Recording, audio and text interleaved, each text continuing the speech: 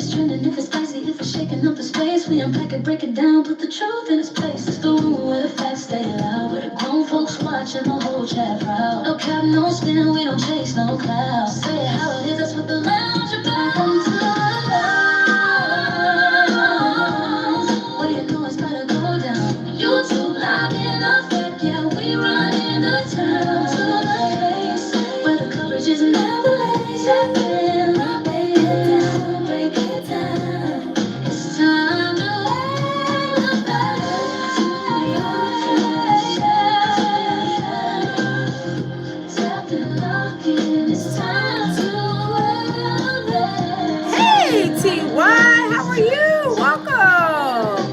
Welcome everybody. Welcome in the building, y'all. Welcome in the building. How are y'all doing? Happy New Year. Happy New Year. TY says like, subscribe, coming in. Thanks. Yes, like and subscribe to the channel because we are trying to grow. We ended out the year at 4.1 million views. But y'all, we are doing it. So I want to say thank you for closing out 2025. And y'all know I'm a new YouTuber. So thank you guys for all that you guys have done to grow this channel. Thank you. TY says be respectful. Yes, indeed. It's a new year, new year, new things coming. How was y'all's New Year's? Are y'all cooking New Year's dinner? What are y'all cooking? I was cooking earlier while my baby was alive. I made some lasagna, a roast, some black eyed peas. I got to make the rice, make Hoppin' Johns, made some greens, made some spaghetti. I made a whole lot of stuff. So, yes, our New Year's is on and popping. So, how are y'all doing? How is y'all's New Year's coming in? Let me know. What on a scale of 1 to 10, how is the first day of 2026 for y'all? It's going great for me. I mean, I got no complaints, right? No complaints, none at all. Hey, Loving Myself says, hey sis, how are you? Happy blessed New Year. Same to you. Thank you. I hope you're doing well too. Welcome. Y'all, we gonna get into it with this Diddy documentary. His sons are making a documentary of their dad. Now, are they gonna be like, 1,000 and give their dad the smoke on the things that he has done? I mean, I don't know. TY says there's many nuts left also. TY, there's a lot of nuts left. Y'all know Jamil, my baby, just finished his live, and TY was in the live, and they had to put some nuts in this guy's mouth. I mean, he just kept on going. And then he tried to act like, telling everybody that they was broke in the chat, in the comment box. How you gonna try to tell somebody they broke? Do you know these people's financial? I mean, we know Umar's broke, right? We know him ain't got no job, and all the money he got was from scamming. But how did him know that everybody in the chat was broke? So he thought he was doing something. Then he tried to get smart. And Jamil, y'all know he's nothing but comedy. He gonna say, "How are you trying to call somebody broke and you sending a $1.99 super chat in, sir? When you send a bigger super chat, then come and basically holler at me, right? But for now, we're gonna put the nuts in your mouth, right?" I'm like, he is a mess, right? TY says, thank God for your life every day. Absolutely. Hey, Muffet, how are you? Valley, how are you? Welcome. Valley says, hey, Auntie from Cape Town. How are you doing, Valley? Welcome in the building. Y'all, Diddy is his sons. I don't know why they didn't go with 50 Cent, because 50 Cent did say that he tried to link up with his sons and do some type of collab to do like a documentary, to add them to the documentary, but him didn't, the boys didn't want to. I guess maybe Diddy was like, y'all better not go over there with 50 Cent and do nothing with 50 Cent. So they teamed up with Zeus, with the Zeus Network. And I don't know much about them. Maybe you guys know about the Zeus Network. I don't know much about them at all, because y'all know I don't watch TV. I'm not a TV person. Now I watch like documentaries and stuff, I do, but usually those are, probably like on different like Netflix and stuff like that. So I don't really watch I guess maybe Zeus Network, maybe, because maybe they got the same thing. I don't know. Love Myself said they scared. People acted up again. Yeah, people acted up Loving Myself. It was funny. You missed Jamil's live. His live was lit. I'm telling you, it was hilarious.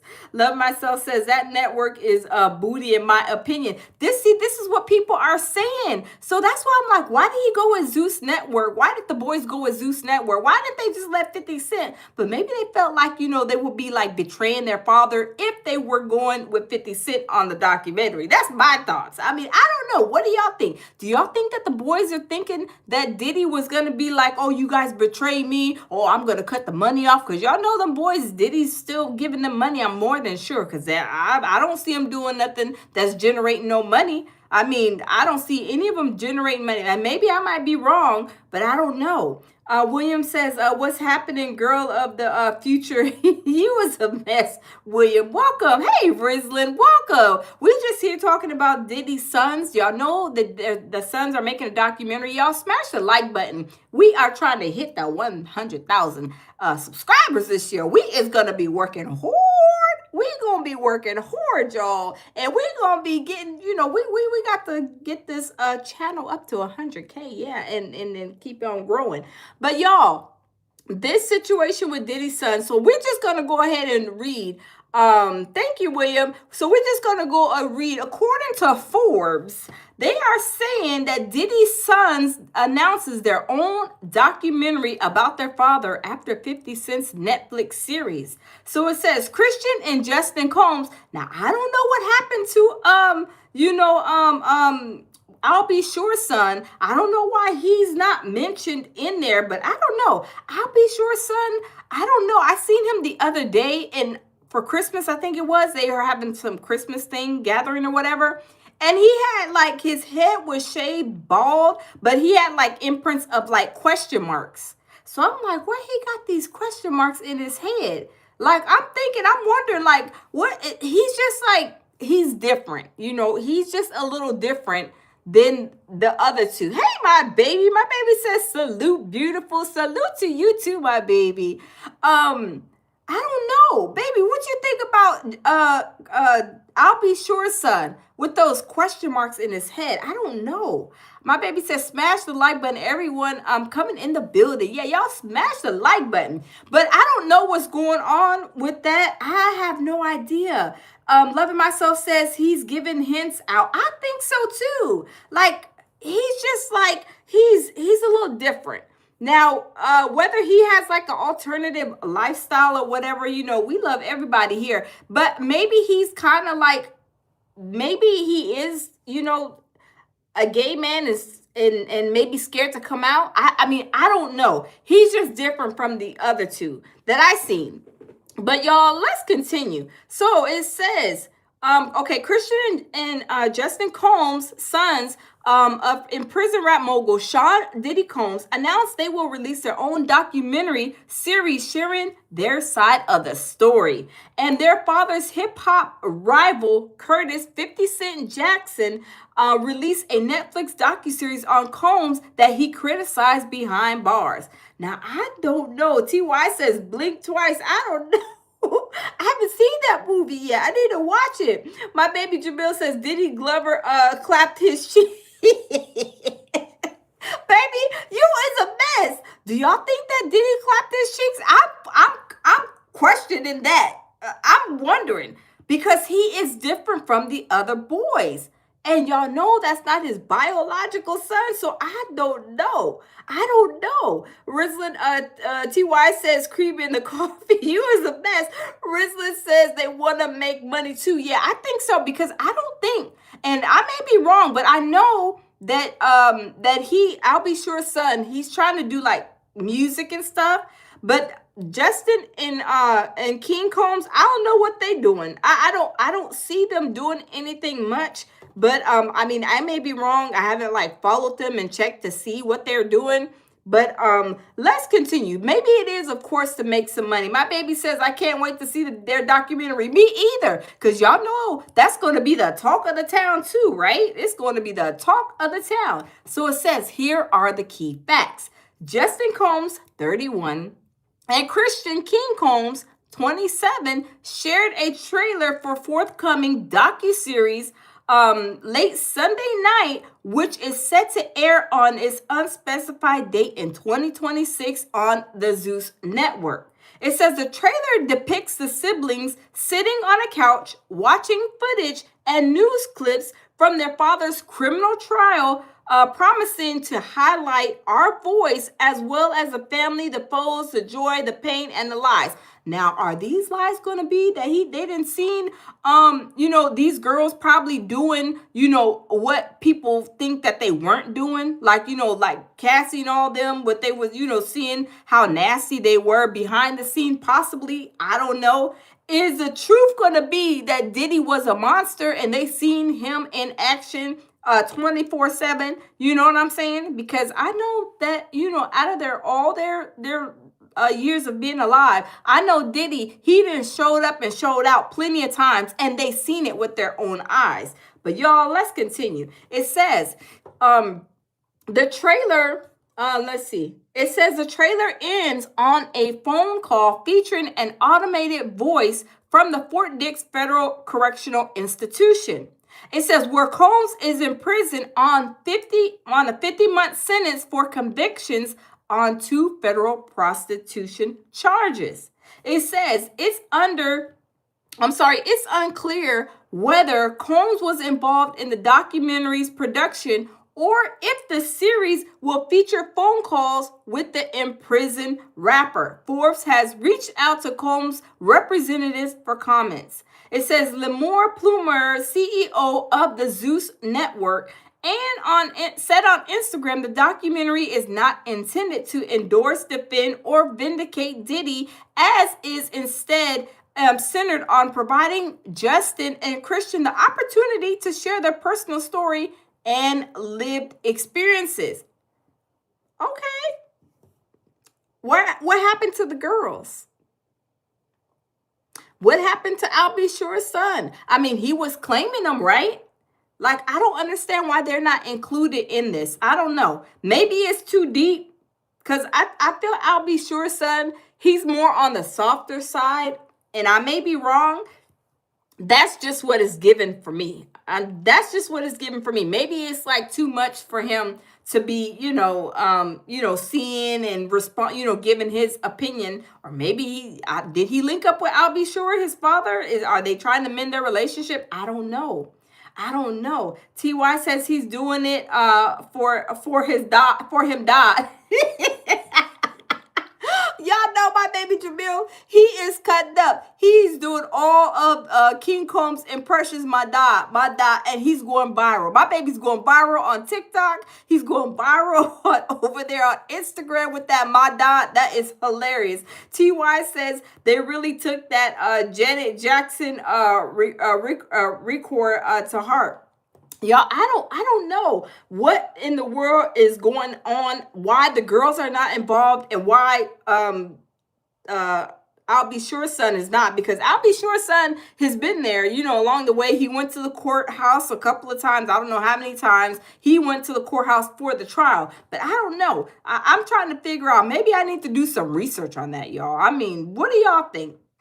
So it says, the Combs siblings announced the documentary weeks after Sean Combs' The Reckoning, a 4-part docuseries executive produced by Jackson, premiered on Netflix. The series was a ratings hit, logging nearly 22 million total minutes viewed in its first 6 days of release. The documentary featured never seen before footage of Combs in the days before his arrest, including scenes of him speaking with his lawyers. Now, I don't know, but I know if that was me, if I was Diddy's lawyer, I would be hotter than fish grease. Put a one in the chat if y'all would be hotter than fish grease if y'all see yourself talking to your client on a docuseries and he did not even tell y'all.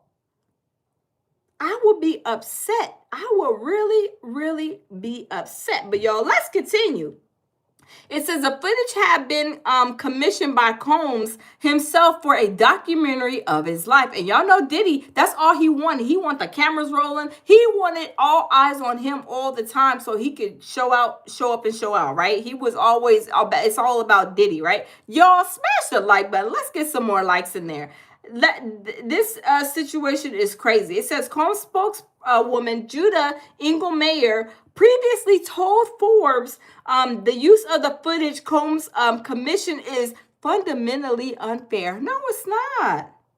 I know it's not, because if Diddy had that footage, right, and he put out a documentary, his lawyer would have been in that documentary too. If it was his documentary, right?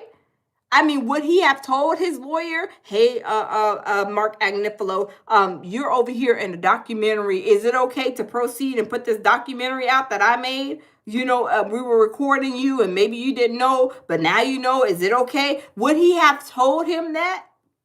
I don't know, because Diddy seems like he just do whatever he want to do and people are supposed to be okay with it, right? So it says, commission is fundamentally unfair and illegal. Though Netflix said in response the footage was obtained legally, stating the documentary is not a hit piece. They mad. They potted in fish grease. It says the documentary also included interviews with two jurors from Combs' criminal trial, as well as Bad Boys Records. Co-founder Kirk Burrows. Oh, Kirk Burrows. Isn't that Diddy's spend a night partner? Remember Gene Deal? He said that Kirk Burrows was spending the night on every Wednesday night. And then when they would wake up, they would have church. They would be praying. I mean, speaking in tongues and stuff. I don't know what they was doing. But Gene Deal said that Kirk Burrows was going over there and Diddy was supposed to be dropping off some money, but I think he was dropping off something else, y'all. I don't know. But y'all, let's continue. So it says, let me see. It says Kirk Burrows, who alleged Combs abused him in sexually deviant ways. Oh, yeah. And Capricorn Clark, Combs' former assistant, who accused him of kidnapping her in 2011. It says both Justin and Christian Combs have been accused of sexual assault in lawsuits that also named their father as a defendant, though all three have denied all allegations made against them in April 2024. It says plaintiff Grace O'Marcy sued Christian and Sean Combs in the Los Angeles Superior Court. Remember that situation where they said that this girl went on a boat, and then when she went on a boat, that Sean Combs and of course King were doing like all kind of like, you know, sexual explicit stuff to this girl. But yeah, it's a lot going on with them two boys too. But anyway, it says, let me start back over. The suit accused Christian of sexual assault, sexual harassment, and infliction of emotional distress, while Sean Combs was sued for premises liability and for the allegedly aiding and abetting of his son. In June, Sean and Justin Combs were sued for allegedly luring a woman from Louisiana to Los Angeles, where they and two other men allegedly subjected her to a brutal gang raping situation. So it says, let's see. So it says, 50 Cent's streams surged 30% after the documentary. Do y'all know that stream made a lot? It was like number 1 in 51 countries. When I say that docuseries, it was well put together and it was number 1 in the country. I'm not sure if it's number 1 still, but I'm pretty sure it is. But yeah, that docuseries was no joke. That docuseries, it went, I'm telling you, people's probably still watching it over and over again. Hey, Stacy, how are you? Aaron, welcome. So, let me see. Let's see. Because that documentary, it was on points. It was on points. It was on point. Let me see. Because remember when 50 Cent, he went on ABC, and when he went on ABC, he went and he went on there and he was telling what basically was like going on. But the docuseries, I'm telling you, it's a great documentary. It was well put together. TY says, please be careful with your words. Okay, somebody's cutting up in the chat. Aaron says we have a daughter. Okay, I don't know what they're talking about, but yeah. So let me see. Hold on, real quick. So 50 Cent, he went on ABC, and he did a wonderful interview. And I'm telling you, he's not finished, because he went on Sherry also, and Sherry said, he said on Sherry that he still has so much footage. He has so much footage that he's going to put out a documentary part 2. So we don't know what is going to be in that documentary, but it's going to be a whole lot of people that we think that is going to be in that documentary, right? So y'all, let's go ahead and get to it, and let's see what 50 Cent said about this documentary. Let me get my thing situated. So let's listen to see what 50 Cent had to say, y'all. About this very public, long-standing feud that you've had with Sean Combs. So what brought you to this project? Well, was there anything that surprised you when you were watching the footage? No, that didn't surprise me at all. How did you go about getting the footage, and do you know the intent of the videographer? Why? When you're a reality star, you're so used to being able, you have a camera around you all the time. When you have that kind of power and everything, I'm going to edit this. And do you think that hip-hop culture was on trial as much as Sean Combs was? Look, if I didn't say anything, you would interpret it as hip-hop is fine with his behaviors. This morning, never-before-seen footage of Sean Diddy Combs in the days leading up to his arrest in New York last September. You want to put stuff in my fanny pack? The exclusive video obtained by Netflix shows Combs debating with... Hey, Drake Stash Mustache, how are you? Happy New Year to you, too. Now, in this documentary, do y'all see Diddy? He is about to be talking to his lawyer. What in the world? This is crazy. He should have let his lawyer know, hey, I was recording. I didn't really let you know that, you are on, for one, you're on speakerphone. When you're on speakerphone, don't you kind of let the other person know, hey, I got you on speakerphone. I didn't hear Diddy, and maybe y'all let me know if y'all heard him say, hey, Mr. Agnifilo, you're on speakerphone. That's like the first thing when you go on speakerphone, respect for the other person. I did not hear him say, hey, Mr. Agnifilo, we got you on speakerphone. Is that okay? On top of him being recorded, right? But y'all, let's continue to listen, because this is crazy. His lawyers about strategy. Listen to me. I'm going to get off the phone right now, and I am going to let you professionals look at the situation and come back to me with a solution. No matter what nobody said. Let's just, here and there, y'all are not working together the right way. We're losing. The footage is part of a new... Uh-oh, hold on, y'all. I'm sorry. ...series by director Alex Stapleton and rapper and executive producer Curtis 50 Cent Jackson, titled Sean Combs, The Reckoning. Looking for an Wow. easier way to get that LLC Hold on. connection. Uh-oh. Let's skip this commercial, you guys. Let's skip this commercial. Alex, thank you so much for the time right now. I'm looking forward to talking about this, and this is something that a lot of people have been talking about for some time now. Alex, let me begin with you. The docuseries is entitled Sean Combs, The Reckoning. How is this one different from the others that have been out there? Drake Stash Mustache says, look how he think he can talk to people. Exactly. He thinks that he could talk to people in the most disrespectful ways. And he did not even let Mr. Agnifilo, who is his attorney trying to fight for his life in the federal court system, know that he was being not only on speakerphone, but also being recorded. Now y'all tell me that is not disrespectful on like the 50th million level, right? That is so disrespectful. But y'all, let's continue. Well, I think that the biggest marker of what makes this film or this series different is how much time we took into putting into the making of the film, doing our due diligence to get the right voices, to the table, and this is a series that spans over 30 years.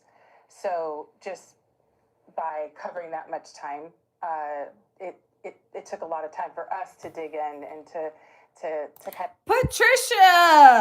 Patricia sent in a gift. Thank you so much, and happy New Year's to everybody in the building. Happy New Year's. 2026 is going to be a great year. We are claiming it. We are claiming it, right? We're gonna put that in the atmosphere. Everybody, put 2026 is going to be a great year in the comment box, because we is claiming it, right? Let's continue, y'all. Thank you for that gift. of make sense of this story and to put this timeline together. Yeah, and there's like some never before seen footage that I'm going to talk to you about in just a moment. But Curtis, people know about this very public, long-standing feud that you've had with Sean Combs. So what brought you to this project? Well, I just want to make really hit television.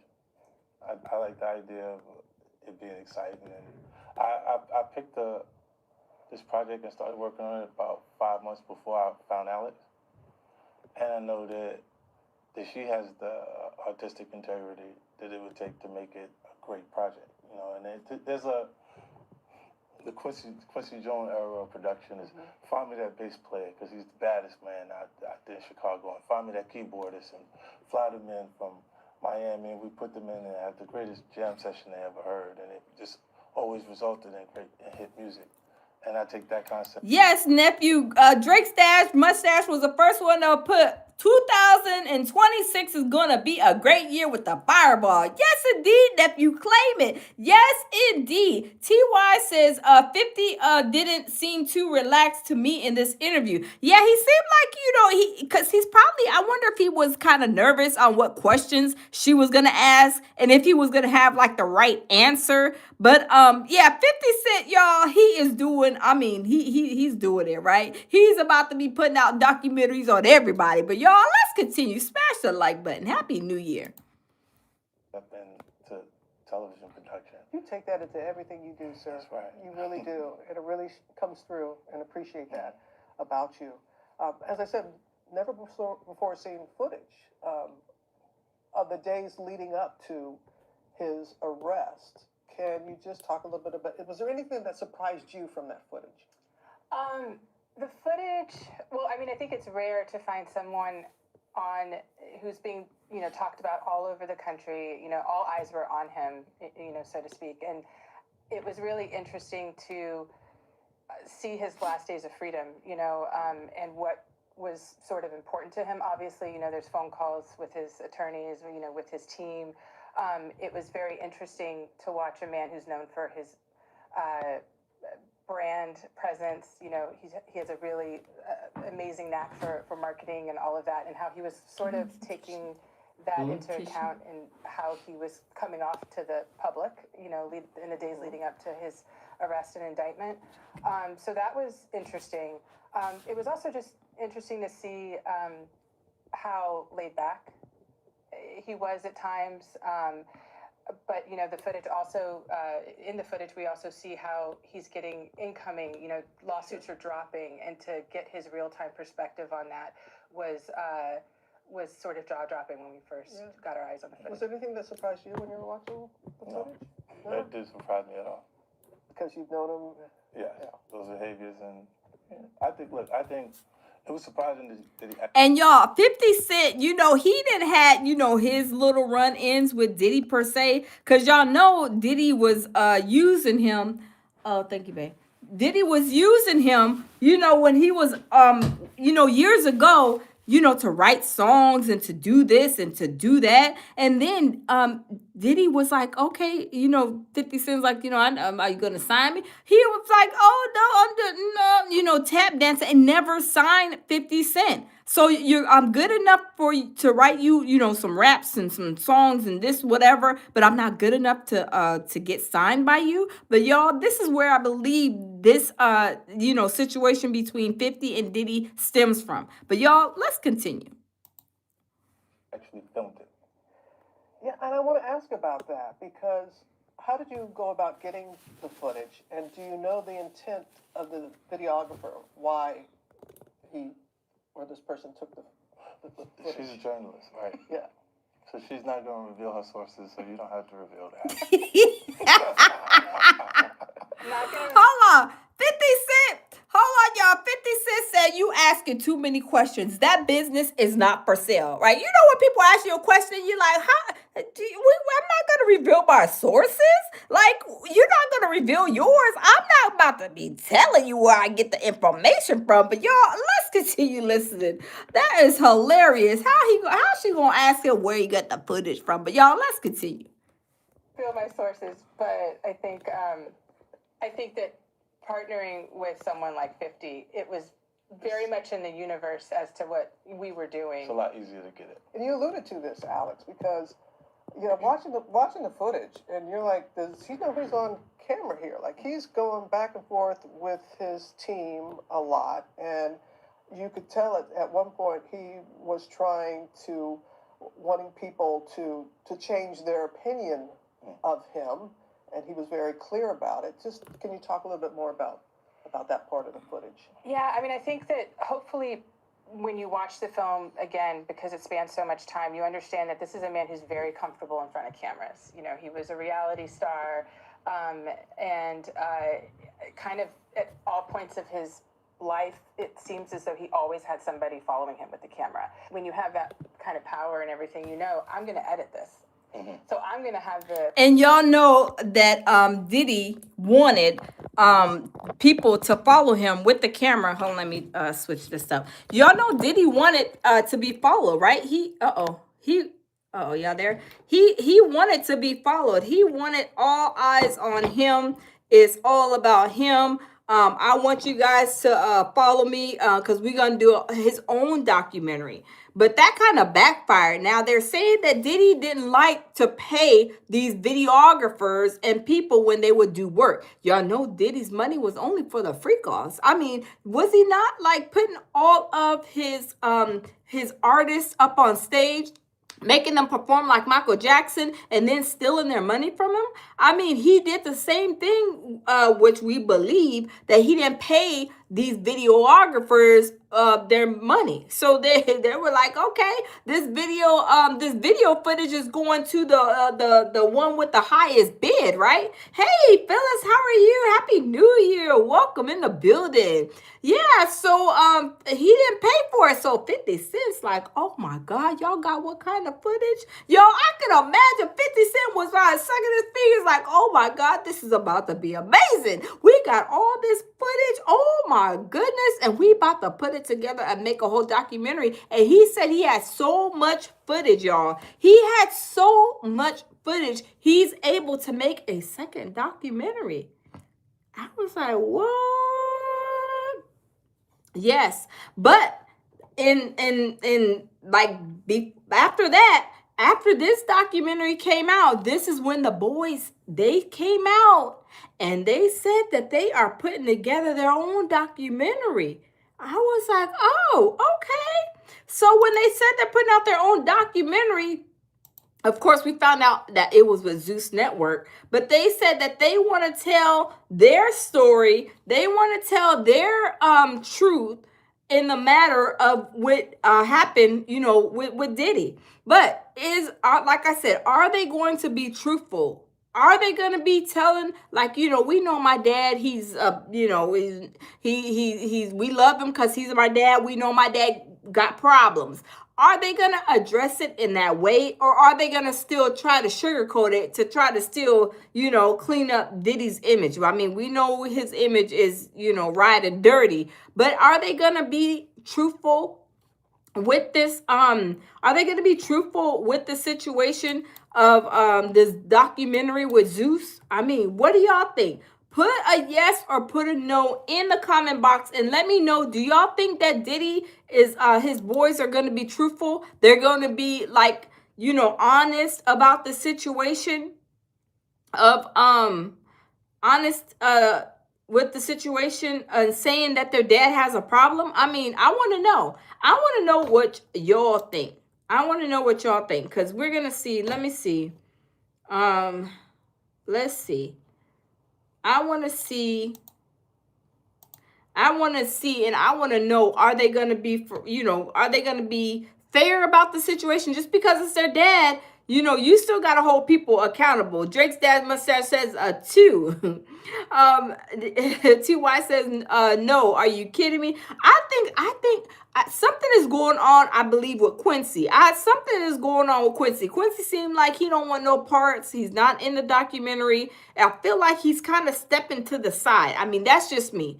I don't follow him. I just see that, like, this is how what I'm feeling, right? I think so. Phyllis says, I think Diddy has probably trained those kids to lie. I think so too. I really think so. I think he brainwashed them to think that he's the best person. He's not mean. He's not this. He's not that. But really and truly, Diddy has a whole lot of problems and a whole lot of counseling and therapy that he needs to go through, because all the stuff that he's done throughout these years, I'm sure he has done this before in front of these kids. But y'all, let's turn and watch this clip. If you guys have not watched it, we're gonna watch it. So this is the docu-series. Hold on, let me put this. This is the docu-series. This is the trailer. So let's listen to the trailer. Let's listen to the trailer. And this is what his boys are coming out with on Zeus Network. So y'all, let's listen and see what this trailer entails. Confession of his children arriving in court for day 1 of their father's sex trafficking trial in New York. Hands gripped in solidarity. Do you still believe your dad's innocent? How did you feel hearing that testimony? You apologize on behalf of your father. Do you believe your father's innocent? Do you still consider your father? Your daddy got 4 years. Your daddy got 4 years for abusing women. That's wrong. You should get more. Fight this to the end.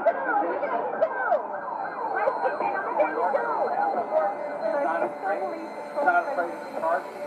Nothing like OJ all over again.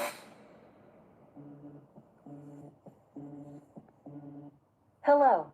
This is a prepaid collect call from Federal Correctional Institution, Fort Dix.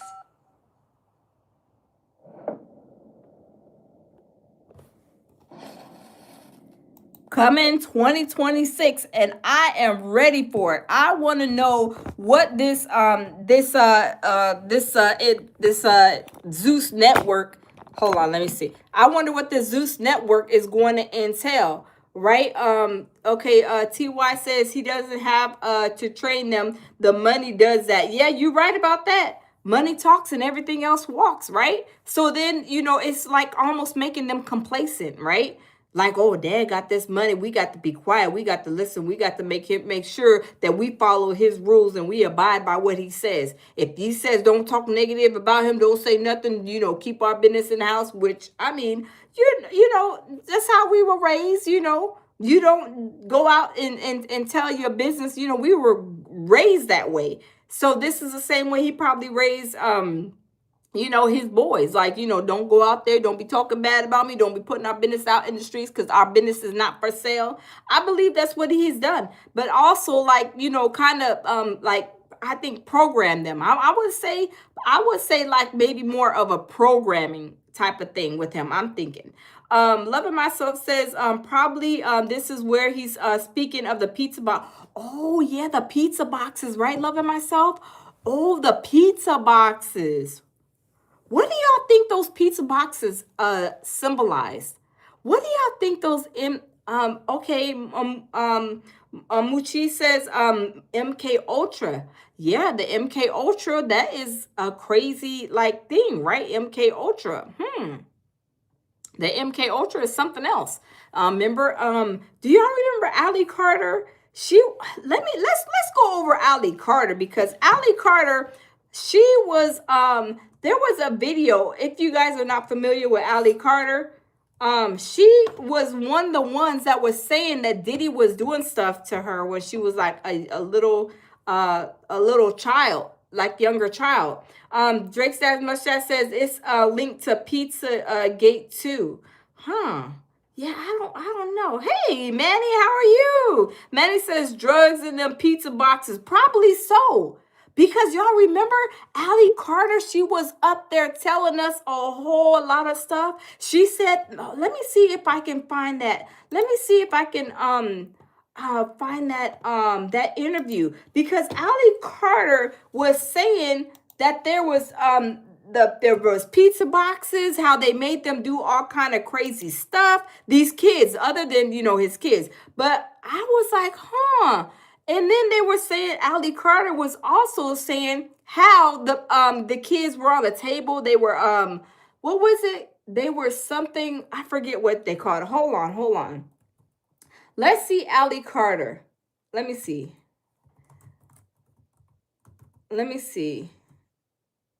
I think it was on Rumble. She did an interview.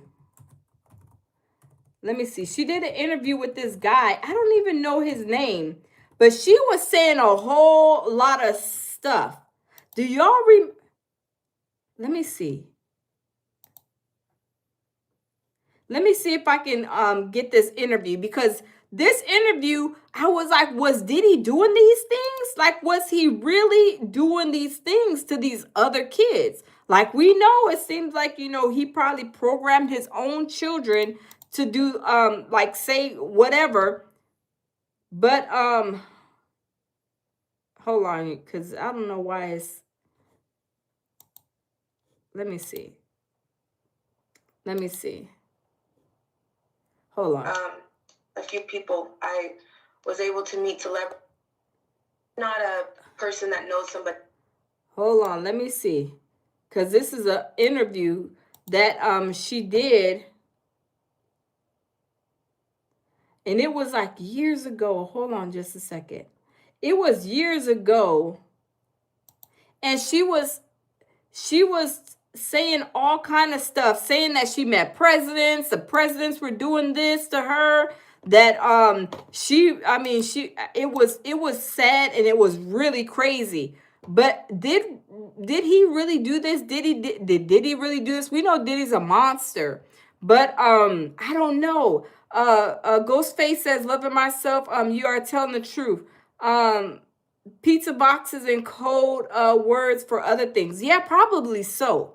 But this, let me see if I can get this interview. Hold on. Because this interview with Allie Carter speaks to a lot of the stuff that, like, did Diddy do like all of these? Hold on just a second. I'm trying to see if I can find it. Because, let me see.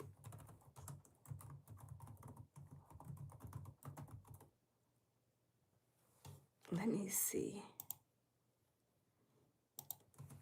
I think it's on. Let me see.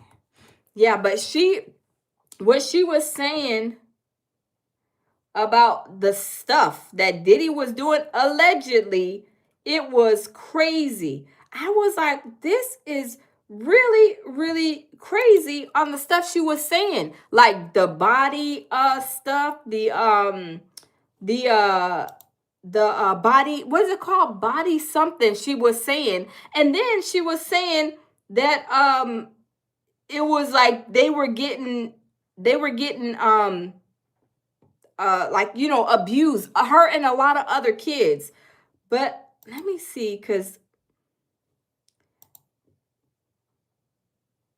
this situation, let me see if I can find it. I'm like, man, why can't I find this interview? Because I really want to show y'all this interview, because when I say it was crazy, and I'm saying it was like really sad for Ali Carter to tell this story, and this was a interview.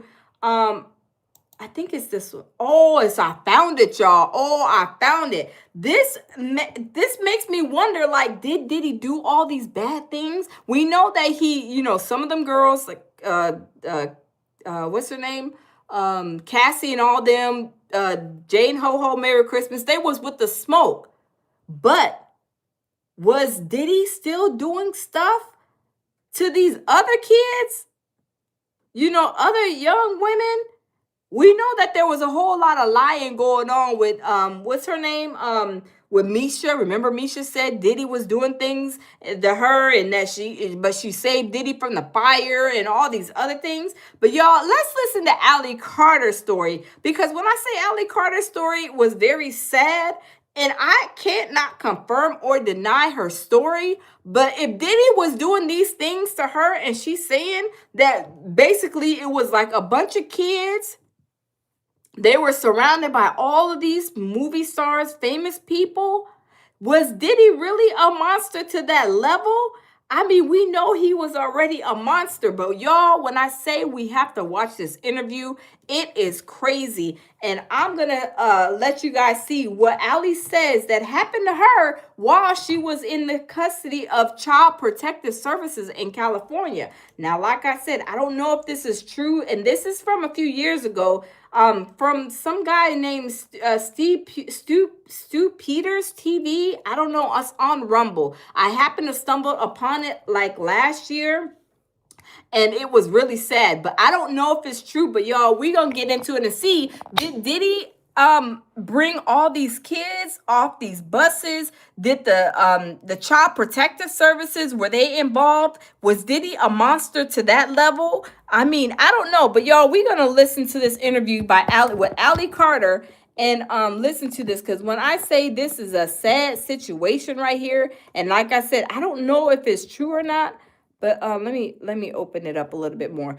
I don't know if it's true or not, but this was like a really crazy story. And if you guys have heard of Ali Carter, put a 1 in the chat. Have you guys heard of Ali Carter before?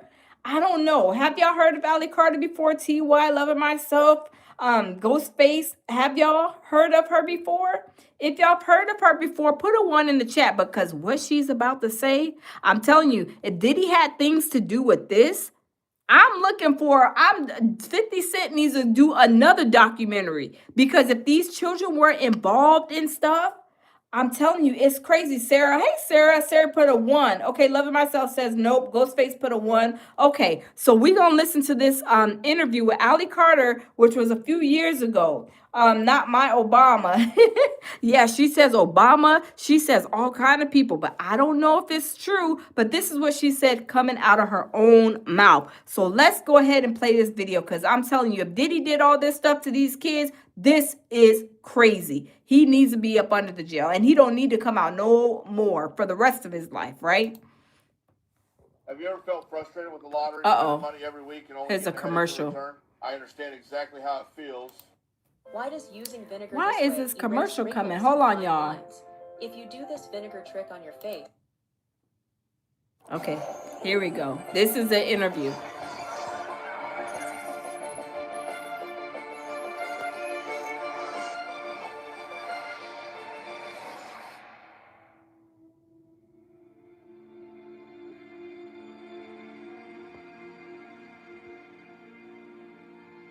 And everybody is so worried about the elite, and we could give those names of Barack Obama, Joe Biden. We know about Michelle Obama, that's a man. We know about Too Short. We know about Akon and Steven Tyler. Did you hear what she said?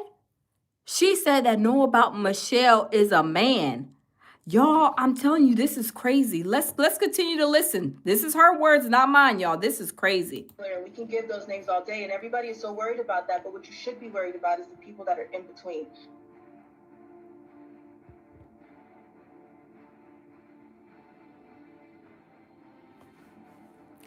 And let me stop it again real quick because I want to let it play through. I don't want to stop it and continue to react to it. But y'all, this situation with her saying all these kids was involved. That's why last year before his trial, Diddy's trial, I was said, oh, Diddy's going down because all these children that were involved. When she says the children and explains all these things about these children, my heart was like, I mean, it was crushed. But like I said, this is her. I don't know and can't confirm or deny because she was not there at the trial testifying. But did he do this? Is this another part of his like demonic side? I mean, y'all, we got to listen and let me know y'all's thoughts.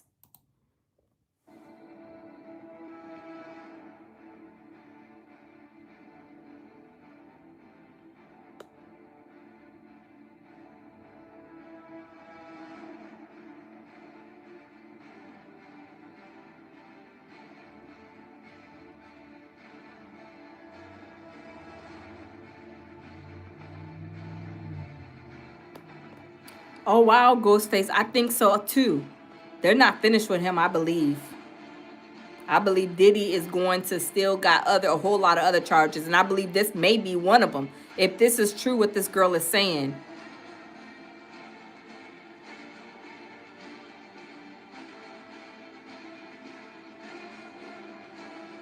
Yeah, TY, it's sad. It's crazy.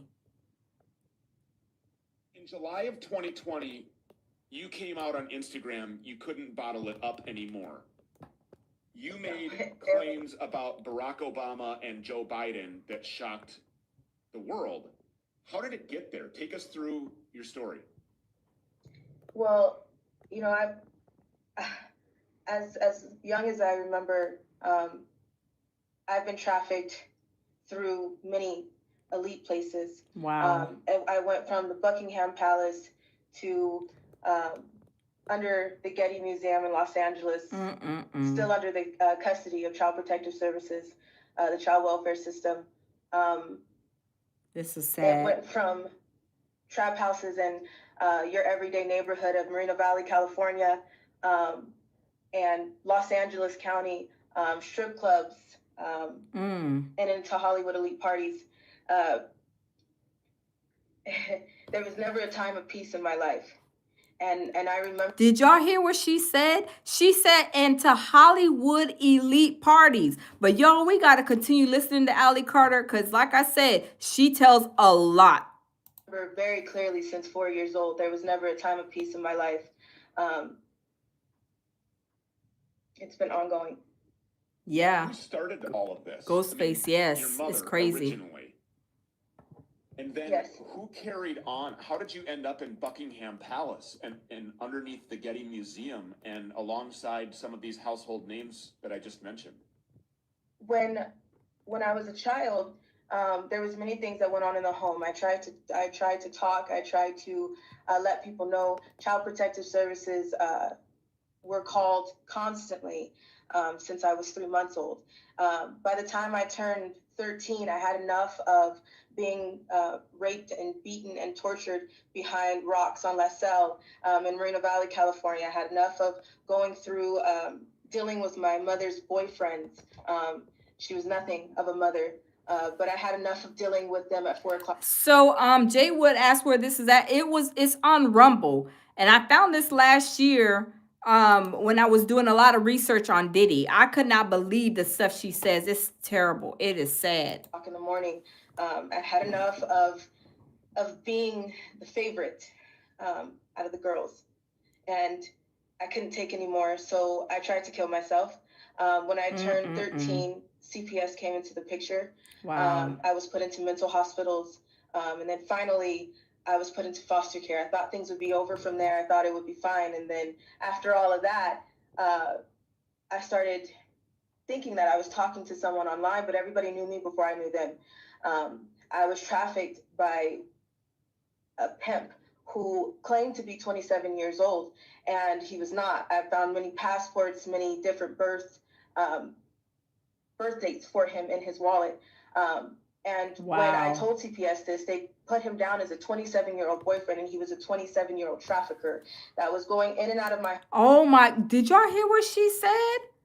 They put him down as a 20-something-year-old boyfriend. And even if he was a 20-something-year-old boyfriend, that's still illegal at her young age. I mean, y'all, this is crazy. I'm telling y'all, this is sad. Homes, paying off my foster parents, and taking me to Hollywood elite parties over and out of the country, which is, you would think, would be where the FBI would have stepped in. I was letting my social workers know, and they told me to stay quiet. They told me that if I told anybody else, that I would be shipped off to Arizona and no one would ever find me again. So, you know, at one point, Facts, T.Y. It's you crazy. learn that you have to deal with what you have to deal with when the people in authority are not there to help you. And everybody is so worried about the elite, and we could give those names of Barack Obama, Joe Biden. We know about Michelle Obama, that's a man. We know about Too Short. We know about Akon and Steven Tyler, and we can give those names all day, and everybody is so worried about that. But what you should be worried about is the people that are in between, the people that go as low as your grave diggers. I was trafficked to people within my schools. I was trafficked in underground tunnels that link under your schools, through your... Oh my God. Did y'all hear what she said? This is unbelievable. And I know it has to be right because they were saying, remember they were talking about Diddy has tunnels under his house in California? And y'all remember when it was a whole forest fire over there a couple of months, well, last year?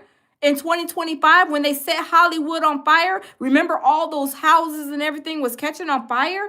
And they were saying that there was tunnels there, and they were saying this is the reason why Diddy, that Diddy has something to do with it. It was connected to Diddy because he was trying to burn the evidence. I don't know if that's true or not, but it's not too far, far-fetched from all of this stuff that was going on with him. Did he have little kids going through these tunnels trying to, do all kind of stuff? Because they say that Ali Carter was in the Rihanna video, which was under the tunnel. I'm telling you, this is crazy, y'all. Let's continue. Smash the like button. Cemeteries, under your amusement parks, through Universal Studios, and into Hollywood elite homes, all over the place, all over the world. And people don't understand that, and they can't fathom that, and they can't put that together. But if you think about the things that have come out lately, and there's 200 children missing, and there's 300 children missing. What Amber Alert did you receive? How many times do you receive an Amber Alert every year? And if you think about that, how many children are coming up in your face that have been tortured and abused like this? It exists and it's real. And people don't want to face it. It happens in your schools every day as your grave diggers, your trash men. Oh my God. Loving Myself said her eyes look familiar. Yes, she was in the Rihanna video. I can't remember what video it is. Baby, not Rude Boy. I forget the name of the Rihanna video, but she was in a Rihanna video with her head. I think she had like a scarf on her face and her eyes were showing. I'm telling you, if Diddy and all of these people were doing this to these children, they need to be taken care of. They need to be dealt with accordingly. Because if it was somebody that was on the street, an everyday person, they take them and they throw them up under the jail. How should they be different just because they're rich and famous? This is sad, y'all. This is sad. Everybody is involved, but everybody is looking at the top, and that's just a small percentage. And you really need to look at the people in between. Wow. So the names that you just mentioned, Barack Obama, Steven Tyler, Joe Biden, Michelle Obama, have you had personal sexual experiences with these people? Yes. Whoa. Whoa. Did y'all hear what she said? This is explosive. I'm telling you, this is explosive. And this is the reason why these Epstein files, they don't want to release them because of all of these higher up people with so much money are in there. Y'all, this is crazy. Let's continue. Smash the like button, y'all. This is sad. Participated in sex abuse firsthand with you. Yes. Wow. Tell that story because that's important for people to understand and to know. And to this point, I don't think a national platform has given you the opportunity to say those things. No, because everybody is complicit. Everybody is complicit. is covered up by your local FBI. It is covered up by your local police department. It is underground tunnels. There's a whole world. It's a different way of life. There's every source of transportation. When I met Joe Biden, I was brushed through many celebrities. Half of them I did not know. It didn't faze me to see them. It didn't. Some of them were actually very conceited and cocky that I didn't know who they were. And y'all, like I said, this doesn't sound too far-fetched from what she's really saying. Now, like I said, I don't know if she, you know what I'm saying, if she really experienced this, but I'm saying it sounds kind of right. A lot of those people, I mean, look at like Donald Trump. You know, I don't get into politics much. You know, sometimes I'll report on it, but look at the way Donald Trump acts. He acts really cocky, right? He acts really arrogant. So what she's saying, it's like, you kind of, it makes you wonder, is this like really real? And did he do these things to her? Did he organize these parties? Did he do all these crazy things to all these children? I mean, y'all, this is sad. This is really sad. Way of transportation. There's every single way of transportation under the ground. I was sold to Joe Biden. Wow. Multiple times.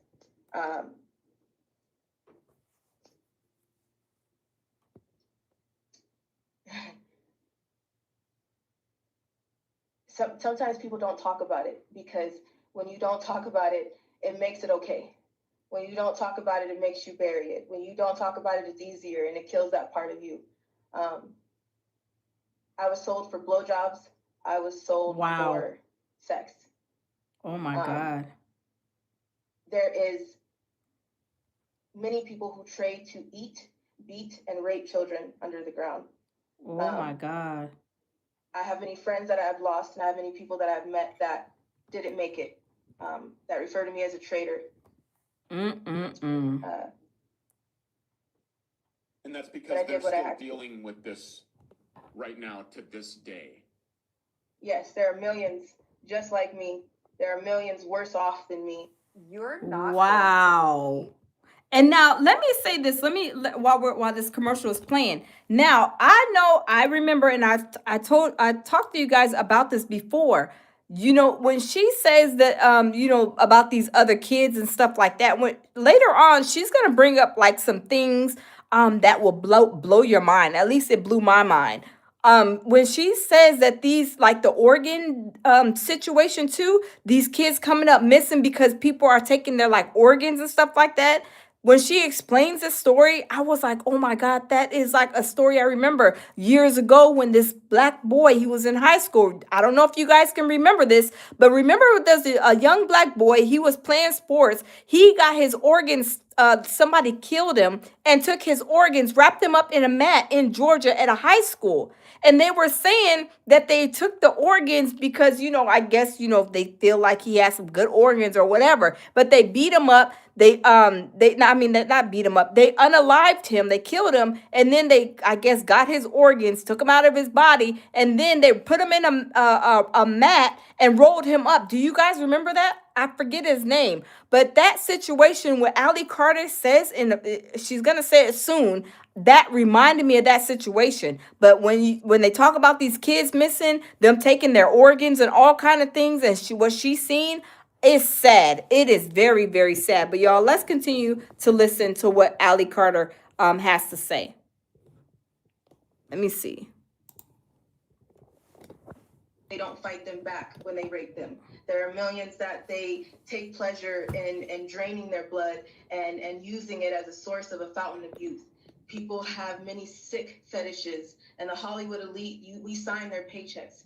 We sign all of their paychecks. every single day. This when you stream their music, when you buy something from their brands, we sign their paychecks, and these are the people that have put something in your face and made you want to believe that you are the ones that are responsible to make them look the way they look. Their image is not what you think it is.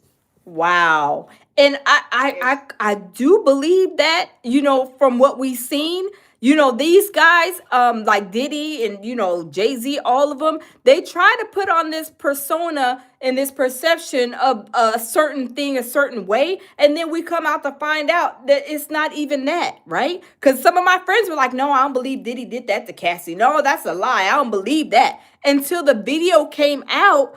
Because what have we all done at one time or another? We praise these people. We ain't never sat, they ain't never broke bread, they never sat at our tables, and we always would praise them. Oh, they're just a great person. Yeah, because we don't know them, on a personal level. We see them on the, TV and movies and things of that sort, but we don't know them personally. So of course we praise them. Oh, Denzel, he's a great person. Oh, this person's a great person, and we don't know them personally, because these people will crash out. I mean, like I said, look at Donald Trump. We know he's arrogant, he talks to people nasty, but could you imagine the other people that are the same way behind closed doors? If she's saying this, y'all, I can imagine, but this is crazy, y'all. This is sad. Sick, evil people. This is something that has only recently become accepted by a large amount of people. Until now, a lot of people would look at you, Allie Carter, and say, oh, crazy. Wait. Okay, hold on. Yes, Drake's dad's mustache says Kanika Jenkins. I think so. I think that was his name. The one that got wrapped up in the mat. Is that the one you're talking about? I think it out of Georgia. I think that was his name. Hey, Remain Confident. How are you? So this is crazy.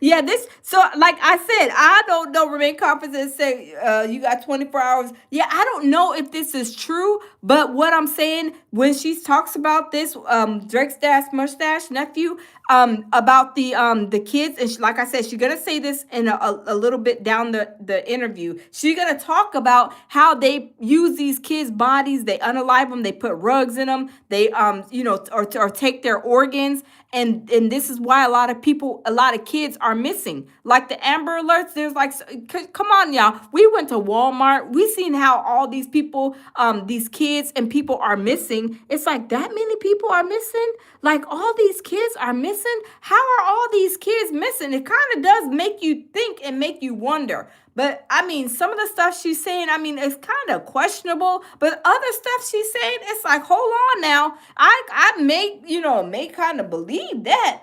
But when we talk about this organs and the organ donors and the organ situation with that young boy in Georgia, I was like, wow, this is sad. And matter of fact, I think last year they were touching and talking about that case. I think they were still trying to get, the family was still kind of still trying to get some justice, I believe, last year. But it's so sad. But y'all, let's continue. Is that what these people at CPS held over your head and said, you're going to go to Arizona? You keep talking crazy like this. We're very concerned about your mental health. Is the gaslighting something that they did to try to make you doubt your own experiences, your own personal knowledge of what it was that was going on, the horrific tragedy that you were experiencing? I mean, is that what they would do? Is that the tactics? Yes, I was taught pain is pleasure. I was taught that you do not speak unless you're spoken to. I was taught that as a foster care kid, you have nothing but what's in your trash bag that you carry from home to home when you're evicted from foster home to foster home.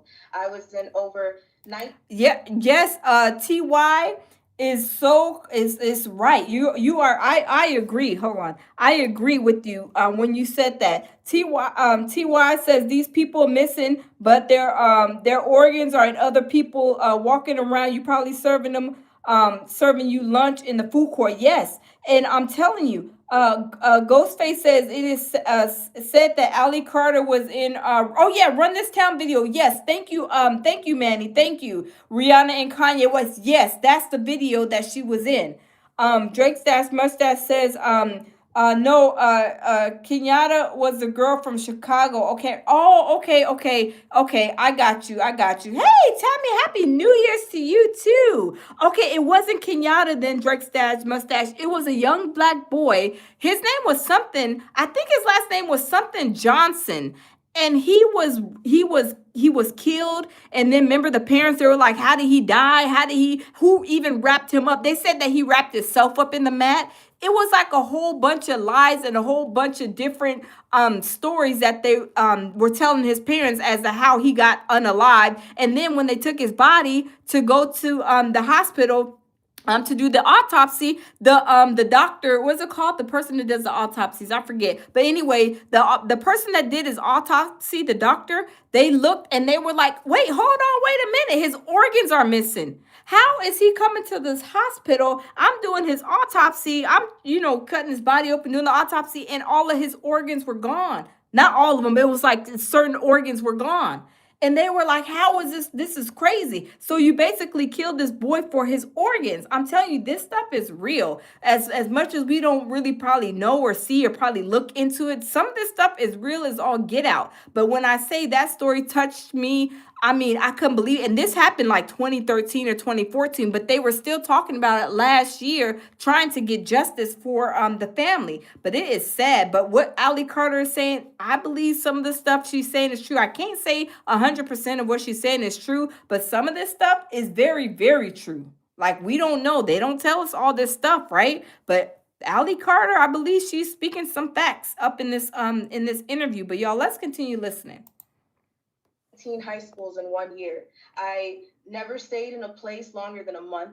I was never in a home. I was moved all around because nobody wanted to talk about it. Nobody wanted to do anything about it. The California Ombudsman was contacted. My foster mother, that is now my adopted mother, I'm adopted now, she went to everyone. She went to the police. She went to the California Ombudsman. She went to private investigators. She talked to judges, attorneys, lawyers. She went to everyone, and everyone shut her down. There was no help whatsoever. And she was made out to be the crazy one. I was made out to be the crazy one. I was a high-risk kid. I was moved from foster homes to level 14 lockdown group homes. And every single time something happened, every single time I came in with cracked ribs, with bruises. Oh my God. Bites, with rape kits beyond rape kits. No one did anything. I went from shelter to shelter, from CPS report to CPS report. And CPS is your cover-up. CPS is corrupt. CPS buys and sells and trades children. Oh my God. Did y'all hear what she said? That is crazy if this is true. She said CPS buys, sells, and trades like it's at an auction. Did y'all hear what she said? I mean, if that is real, that's crazy. Drake Stash Mustache says, I remember, and he was stuffed. Yes, Drake Stash Mustache, yes. He was stuffed with newspaper, and then when he got to the doctors, to the hospital, his body did, and they did an autopsy, that doctor, and then they were like, what? His organs are missing. He was stuffed with newspaper. Yes, yes, that story. Yeah, that was crazy. So what Ali Carter is saying here isn't too far-fetched from what I've seen from just that one story alone. It was crazy. I'm like, how did this teenager in high school, first of all, get killed and then wrapped up in a mat, wrapped up in, I think, one of them wrestling mats? And then they said, well, he wrapped himself up. How is a dead person gonna wrap themselves up in a mat? And then when you get to the hospital, his organs, his body was stuffed with newspaper and they took his organs. And I was like, that's crazy. My baby Jamil, shout out to my baby Jamil. Jamil says this is definitely pure survival. Yes, baby, it is pure survival. When Ali Carter talks about this is a story I relate to that says, yes. And I think TY said, what happens to the homeless people? What happens to all these children? It does, like the Amber Alerts, it be going off. I mean, it be going off all the time. You hear the phone, dude, missing child, missing child. And I'm like, hold on. And even sometimes y'all read those Amber Alerts. Because when you get the Amber Alert, it'll be an Amber Alert that was sent like 2-3 weeks ago, maybe even a month or two ago. And you're like, what in the world is going on? Did they take this child and take their organs too? I mean, it's crazy. Jamil says, salute everyone in the building. I'm telling you, when Ali Carter is saying this stuff, it just throwed me to that story, to that boy in Georgia with the newspaper stuffed in his body. When he got to the hospital and they did his autopsy, his organs were all gone. Now, how is this boy's organs gone all of a sudden out of his body? How is this child's organs gone? He's in high school wrestling, practicing and stuff like that, and then he's dead. He ends up in a mat, and then when he gets to the hospital, his organs are missing. This is very, very suspicious. And now let me kind of throw you guys another little alley-oop, right? I remember they're also, they do this satanic stuff. These people in Hollywood are a piece of work, right? When me and my baby went to Costa Rica last year for my birthday, and I stumbled upon this one guy who was a rich man. He was a filthy rich man, and he was only sleeping with these black women. And then he was having them, I think, getting them pregnant, and then taking something, I don't know if it was an amniotic fluid or something, that he was trying to take from them to make himself look younger. Come to find out, he was messing and raping a lot of black women. This was an older white man. He was from like Canada, I think. I can't remember his name right now. But when I say these people be doing some demonic stuff, this stuff is scary. So what Ali Carter is saying, it does not make me think, oh, she's a liar. It makes me think like this stuff is really true when I point out certain situations, y'all. Let's continue listening to Ali Carter, because I'm telling you, some of the stuff she's saying, I'm telling you, it be so real. And y'all have to research it for yourself and come up with, and I'll give you guys a couple of things to look at, because I'm telling you, when she's saying certain things, it makes you think like you are absolutely right. Because when she talks about these Amber Alerts, I'd be like, yeah, I get an Amber Alert. Next time y'all get an Amber Alert, screenshot it. And then the next time y'all get, the next couple of times y'all get an Amber Alert, screenshot it. It'd be like the same Amber Alert. It'd be like, okay, young black female, 2 years old, missing with the last seen in a red Camry. And you'd be like, hold on, this was like 2 weeks ago or a month ago. I'm telling you, stuff does not make sense. And these are things that we probably don't pay attention to. But when I heard her and I seen this video like last year, I started paying attention. I'm telling you, this is crazy. But y'all, let's continue. That is their major facade. There are some good social workers out Hey, there. Gaku. And there are some social workers that know that they cannot speak on things, they cannot do certain things, and they have to abide by certain rules, because if you don't, you will be abused too. Just like there is in the Brotherhood Freemasonry. Yes. Tammy says sometimes the crazier it sounds, the truer it is. Yes. And that's why I said I can't confirm everything Ali is saying right here is 100%, correct or true. But some of the stuff, like I said, it makes me go back to different situations. Remember when they burnt Hollywood down last year? Remember they were saying that there was tunnels under Diddy's house? Remember that? They were saying all these things, and it makes you think like, man, some people that haven't really came forward, they're scared because they know that these big people with all this money, these rich and famous people, they can do the most craziest thing, break the law, and nothing happens to them. Look at the Epstein files. They said they were trafficking children, raping children, this, that, and the third. And they are debating on where to put these Epstein files out. When these people, if it was an everyday person like you and I, and we did this crazy, salacious stuff to these children, we would be up under the jail. They would have gave us 2, 3, 4 life sentences for this type of stuff. But this is crazy. I'm telling you, this stuff is really, really crazy. Let's continue to listen. The cops. There's a secret society in the. Oh, wait. Oh, thank you. Yes, Kendrick Johnson. I knew his last name was something Johnson. Thank you, nephew. Yes, Drake Stash Mustache says his name was Kendrick Johnson. I just remember. Yes. And I'm going to go over that story too, because like I said, these people, like these older people in Hollywood, like I said, that one famous guy, and I can't remember his name right now, but he was getting these black women pregnant. And then he was taking something like when they were have like, I don't know if he was making them have abortions or taking, it was just like something with the baby, some kind of juice he wanted to take to make him look younger. It was weird. But when I listened to all of this, I'm like, these people are weird and they're nasty. And just like with Kendrick Johnson, he was a regular student, you know, in his sports, playing sports. He was a wrestler. And then next thing you know, his mother is getting contacted saying that, oh, Kendrick, he died. He's over here, you know, he's rolled up in a mat, or, you know, he's at the hospital, whatever. And they get him to the hospital. He got newspaper stuffed in his body. I'm telling you, this stuff is real. And these people don't talk about this stuff. But it is real, and it is very, very sad and crazy too, because like I said, some of this stuff before Ali Carter, before I watched the video last year, I wasn't paying no attention. But now when I get these Amber Alerts, I'm noticing this is an Amber Alert. This is the same Amber Alert. It happened 2-3 weeks ago, or a month ago, or months ago.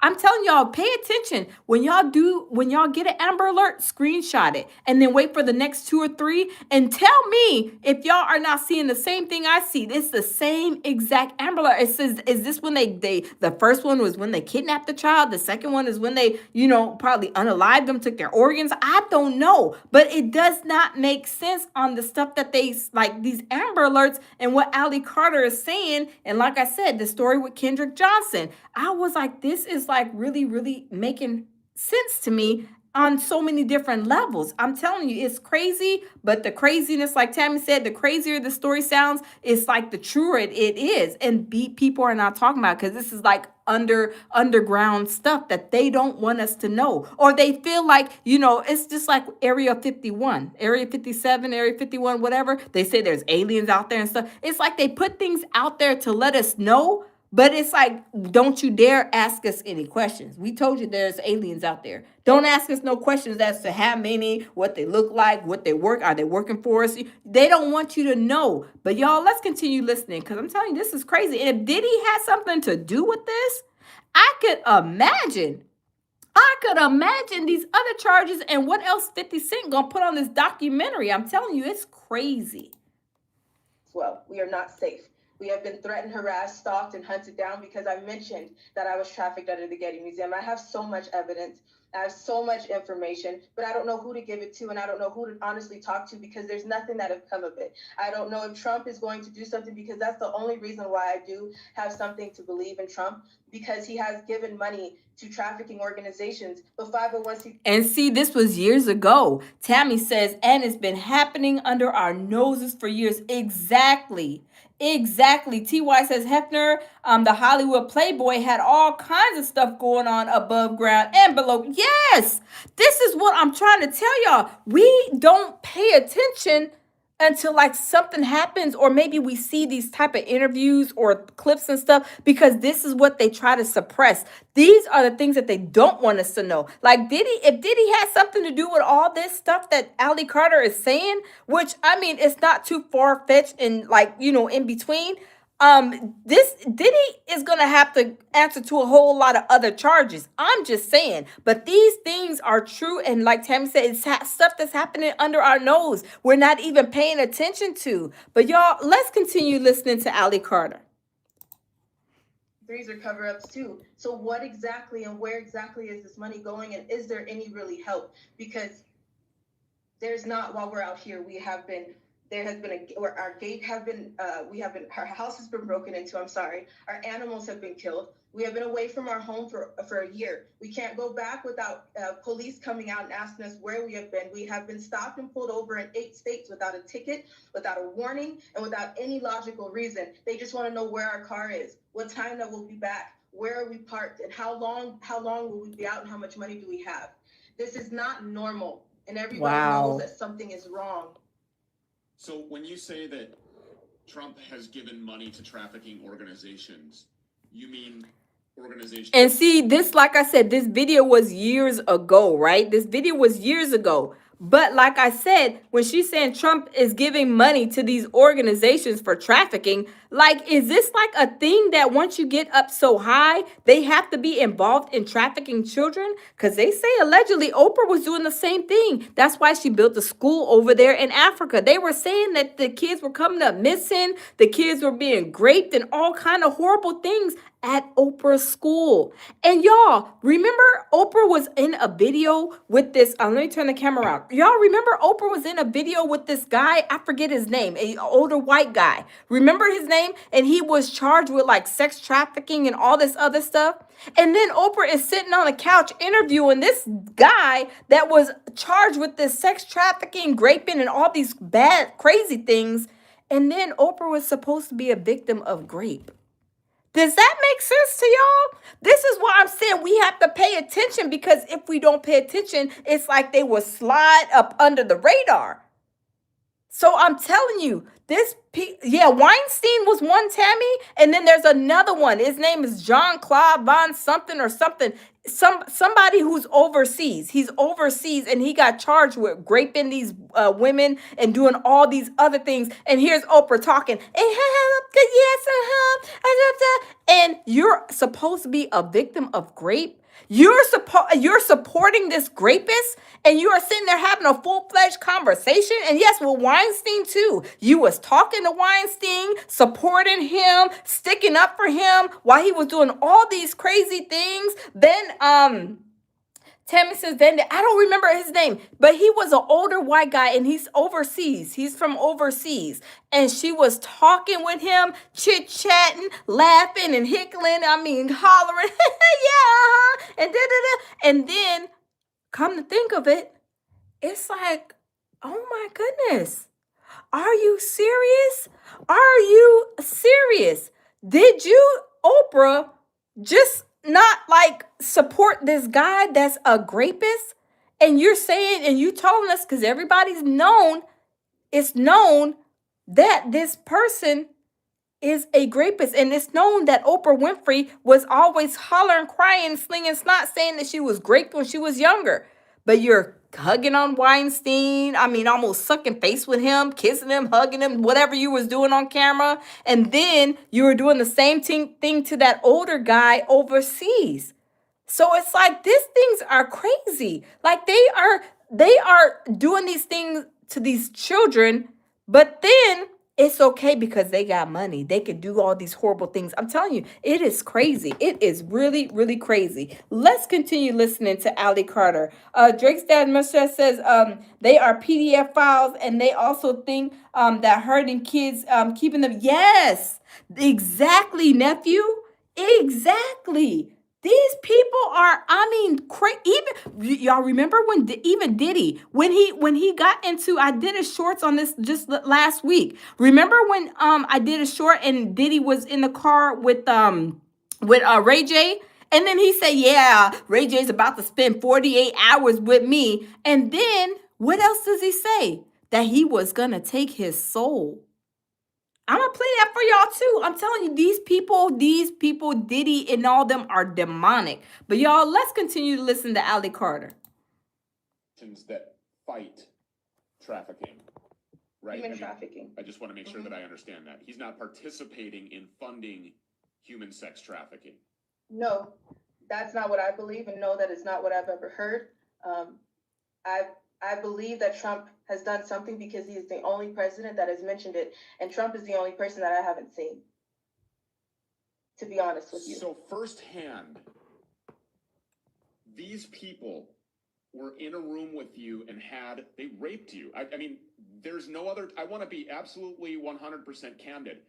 Barack Obama, yes. Joe Biden, these people raped you. Wow. And you say that you have these mountains of evidence that nobody wants to look at. What evidence do you have? We have police reports, we have rape kits, we have information, we have videos, we have so much. But again, there's so much that I can't put completely out there, and I have mountains. And is this the reason why Justin Bieber doesn't want to come forward? I mean, she's saying she don't want to come forward because basically she don't trust these people because they're going to just sweep it under the rug. Is this what Justin Bieber was dealing with too?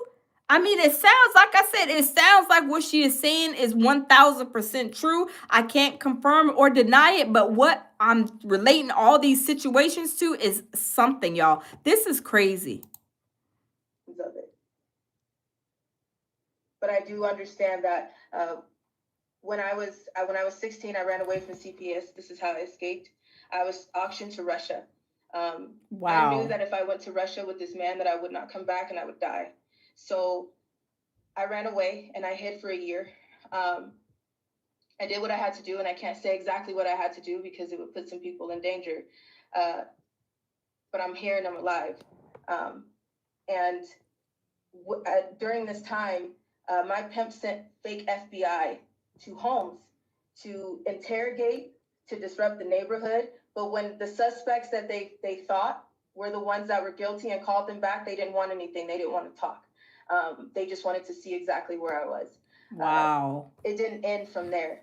It hasn't ended at all. I'm 27 years old now, and it should be done, because if this was just about sex, if this was just about money, this would be over. But this is not what this is about. MK Ultra exists.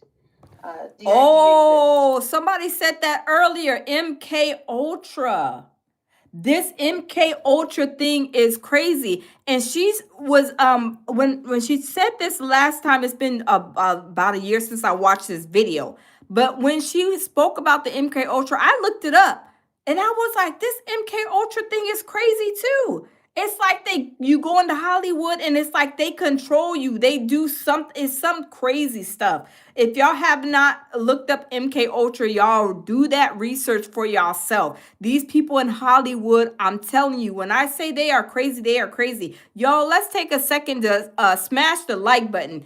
Go up here on the on your phones, if you're on your phones, and click the three buttons, and then click the like button, y'all. Let's get some likes up in here. I mean, this is crazy.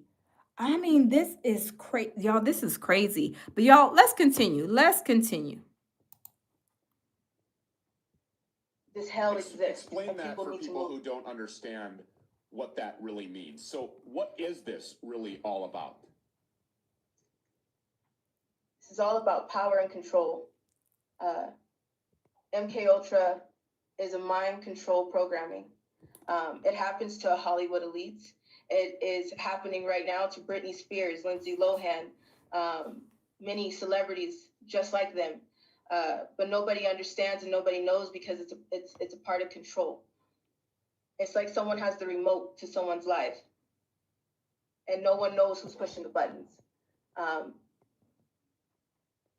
Dissociative identity disorder happens when you have nowhere to go with the trauma, when you have nowhere to go with the pain. So your mind splits and shatters into a million pieces, but those are people.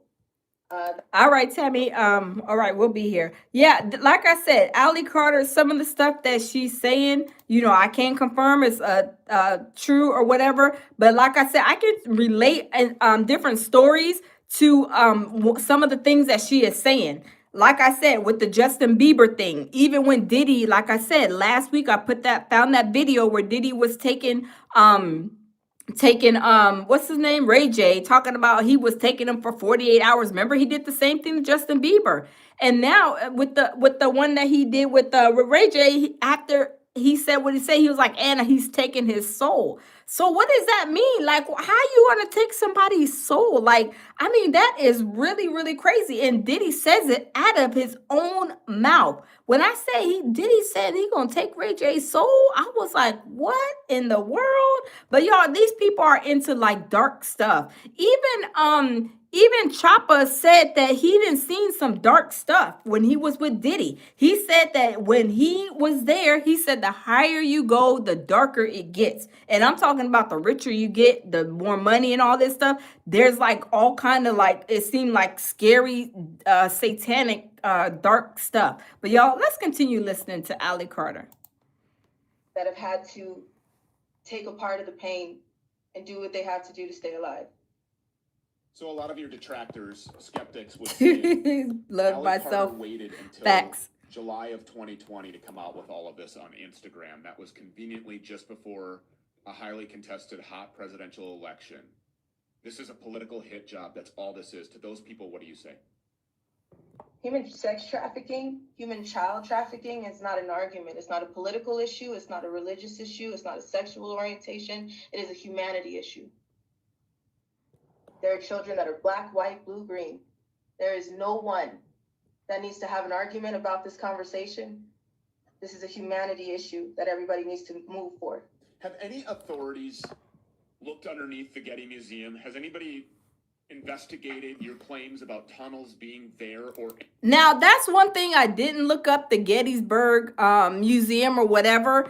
And maybe you guys can look it up for yourself too. I'm gonna look that up because I never looked up the Gettysburg museum and tunnels and stuff up under there. Like I said, I don't know if this girl is telling the truth or not, but just some stories that she's saying I can relate back to other stories that I've heard over this years dealing with Diddy, because there's a lot going on with Diddy and all these people, the Trump, the Epstein files, all this stuff. It doesn't sound too far and too far-fetched from all the stuff that's really, really going on that we know, like them Epstein files. You know, that's a hot topic. And people are still wanting to know where these Epstein files are and why haven't these people been held responsible for raping these girls and doing all this crazy stuff because they are higher up and they got a lot of money. They should still be held to the law. There should not be no exception to the policy because you're a billionaire, millionaire, right? Thank you. Thank you, Tammy, for that gift. Thank you. Happy New Year to you too. Happy New Year to everybody in the building. Y'all, I'm telling you, this is crazy. But they're saying Diddy's going to be coming down with more charges too. I mean, I don't know. Hey, guy, how are you? They said that he's going to be coming down with more charges. Y'all know 50 Cent is trying to pin him to, nail him all the way to the cross with all these charges. And then the second documentary that's going to come out, what is that going to entail? There's a whole lot of stuff that is like left out that, people haven't got to hear these other people's voices. Just like our shout out to Art of Dialogue. Art of Dialogue is doing a couple of videos, putting out Craig Mack's wife and telling the stories that the stuff that Diddy did. Overcharging him for clothes because he wanted to keep a jacket, overcharging them for all kind of stuff. Like Diddy, he was a mess. He was a piece of work. But y'all, let's continue. Anywhere else? Will anybody go underground? Have you shown them the door? Have you shown them how to get there? I've tried to talk to people, and they told me they will make sure that I stay silent. Everybody covers this up. Everyone covers everything up. But it's not just the Getty. It is underground in your schools. It is underground in your cemeteries. It is underground every day where you walk on.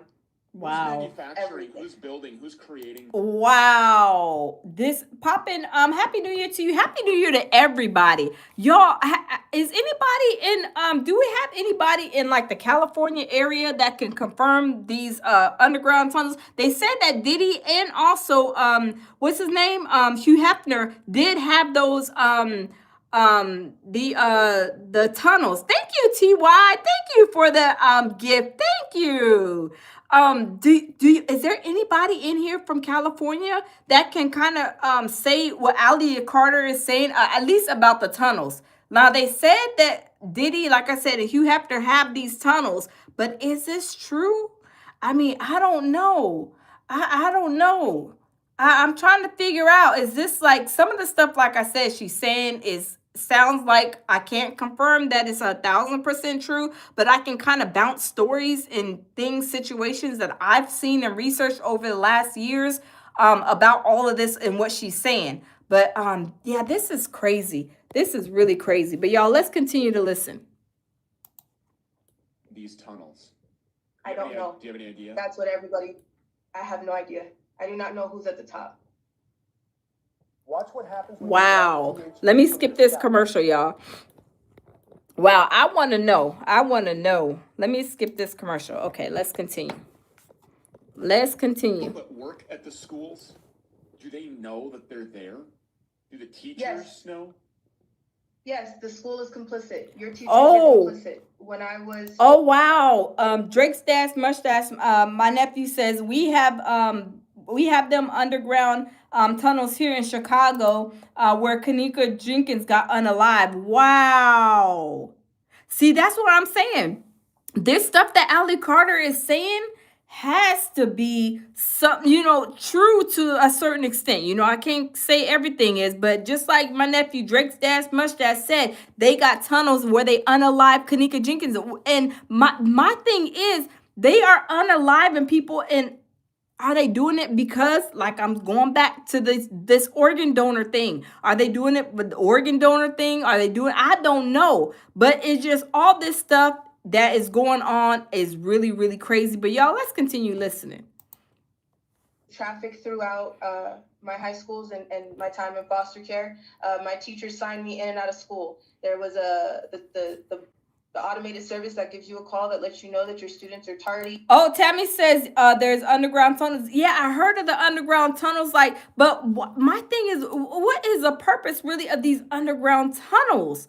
Like, if they are tunnels where you could put a car and drive and all this other stuff, it's like, this is crazy. TY said Umar has tunnels under the school, but it's full with TYU is a mess. We gonna do Umar too, because Umar's hot and popping. Y'all know Umar is over there. I'm telling you, hollering, crying, and slinging snot, because Mary Ann to put him on Front Street. Mary Ann to put the lawsuit on him. So we gonna touch bases on that too, but that is hilarious. Let's continue listening. They were making sure that I was present in my classes, but I was dropped off at school. I was picked up by my pimp. I was returned before the bus got back, and I was placed back in my foster home, or I would not go to school for the day. Wow. It was brought to the attention of my SROs. It was brought to the attention of the guidance counselors, and they are all complicit. They all know. Oh, wait. Drake's Dash Mustache says they took Kanika's organs. See, that's what I'm talking about, y'all. Drake's Dash Mustache, my nephew, said they took Kanika's organs. We have upper streets and lower streets. For example, MLK Street, then it's a lower MLK Street. See, that's what I'm saying. They are doing this because are they taking these people's organs? Because y'all know on the streets, I don't know how much it costs, but these organs for people to try to stay alive, the organ donor list is long, and these organs are expensive, like hundreds of thousands of dollars, $1 million, a lot of money. Don't quote me on the price, but a lot of money. So that is crazy. But that's what I'm saying. What Ali Carter is saying about this, like what she's about to get into right now, I believe it to be so true that people are not, like even myself, are not even paying attention to this stuff. And this stuff is going on right up under our nose, like Tammy said, right up under our nose. And we're not thinking, okay, this is an Amber Alert. Let me turn that Amber Alert off. Or this child is missing. Okay, it's another child missing. But we're not looking at the stuff that's probably really, really going on. But y'all, let's continue. Jobs. They could lose their jobs. They could be threatened for the rest of their lives. They could be hunted, stalked, and harassed just as much as the Freemason Brotherhood cops do to everyone else. What they do to one, they will do to everyone else. Wow. The best thing that you can do, obviously, is get this out as far and as wide as possible. I mean, I think that is probably the best form of protection for you and for anybody else. And now that this is out there on a national platform, I mean, I just don't see any reason why somebody should not be investigating and exposing these tunnels that we have all heard about. Wow, facts. And that have raised eyebrows in this community now since the beginning of the Trump presidency. When you're right, the attention was directed, the eyes were opened up in this way during that presidency, as in were opened in a lot of other things as well. But nothing is more horrific, nothing is more important than stopping child sex trafficking. Facts. That has to be done. This has to be exposed. Our children are our most precious gifts from God. Facts. And we must protect them by any means necessary. And everybody involved needs to be exposed. Yep. That's why I'm asking about celebrity names, powerful elites, politicians. That's why these people need to be exposed, because these are the people that we are supposed to be able to run to help us to handle the cops and the garbage man and the school lunch cafeteria aide. Those are the people that need to be arrested. But who do we go to? Exactly. And that's what it worries me every day. I know there's no justice for me. I accepted that a while ago. And I do kind of believe, like, because y'all put a 1 in the chat. Do y'all think that Diddy did something to Justin Bieber? Do y'all really think that Justin Bieber, somebody did something to him along the way? I believe that something happened. And was it Diddy that, this situation with what Justin Bieber is dealing with today? Is it had to do with Diddy passing him around? Diddy doing this? Diddy doing that? I believe so. Because when she is saying, and she's not even a famous person, she's saying that she don't want to tell the authorities, she don't want to tell this, she don't want to tell that because nothing basically is gonna get done. Do y'all see Justin Bieber? Y'all don't see no investigation going on because he knows if he goes and tells what these people did to him at a young age, he know that he may end up unalive. I mean, this is really, really crazy, right? Drake Stats Mushroom says if you go in those underground streets, you may never come back up. It's like another world down there. Wow. They have buildings, traffic lights. What roads? Oh my God. See, I need to look deeper into this, y'all. Drake Stats Mushroom, I need to look deeper into that. Loving Myself says exactly, Michelle. Tammy says, I think a lot of people touch me. I think so too. TY puts 111. Yeah, I think so too. Happy New Year to you. Evan. I think so too. There is, yes, this underground world, nephew. I think it exists more, and people maybe are not. I mean, for me personally, I don't know anything about it, but I've heard it before. But I need to look into it because I'm telling you, this stuff right here, like I said, I cannot confirm or deny what Ali Carter is saying, but a lot of stuff, like Drake Stash Mustache, my nephew, saying that when Ken, what's her name, Kendrice, I forget her name, but she was under there, she was unalived under, unalived at one of the tunnels, and then we had the Johnson, the young high schooler, he got unalive, wrapped up in a mat, and his organs taken. Kenitra, I forget her name, the one Drake Stats Mustache said, her organs were gone and taken. So what Ali Carter is saying, I'm telling you, there's some truth to what she's saying. But what we don't know is what we don't really probably hear because this is not what they're reporting. They don't want us to know about this like underground like world, right? But this is crazy. TY says the boy looks scared to death in the interview. Yes, he does. He looks like he's scared. He's worried. He's trying to get these people to investigate what's going on. He's trying to get some kind of help for this girl. But this is crazy, y'all. Let's continue. I can't have kids of my own. I understand that there's a lot that I will probably never be able to have, including my childhood. I don't have any pictures. I don't have any pictures of me as a baby. I have pictures of me from 14 up, in the worst moments and in the worst ways. Wow. I just want peace because this is not about a sexual experience. This is not about just cash. This is about something else, and it's deeper than that because this is decades of tactics. This is decades of issues. These are decades of problems. Satanic ritual abuse exists. Human sex trafficking exists. And did y'all hear what she said? She said, I just want peace. She said she just wants peace. That's why this is sad. This is really sad. Organ harvesting exists all over the place. The black market exists. Humans, babies, children, 4-year-olds, 6-year-olds are having their bodies sliced open and used as human suitcases over the border. Wow. Did y'all hear that? Do we have any Border Patrol people in here that can confirm that? Because what she is saying, I mean, I'm saying, I don't know if it's true, but I'm saying I'm not counting it out. I'm not counting it out. These people are probably doing all kind of stuff with these kids that are missing, using them to transport rugs, across and overseas in these ships and boats. I would not put it past these people.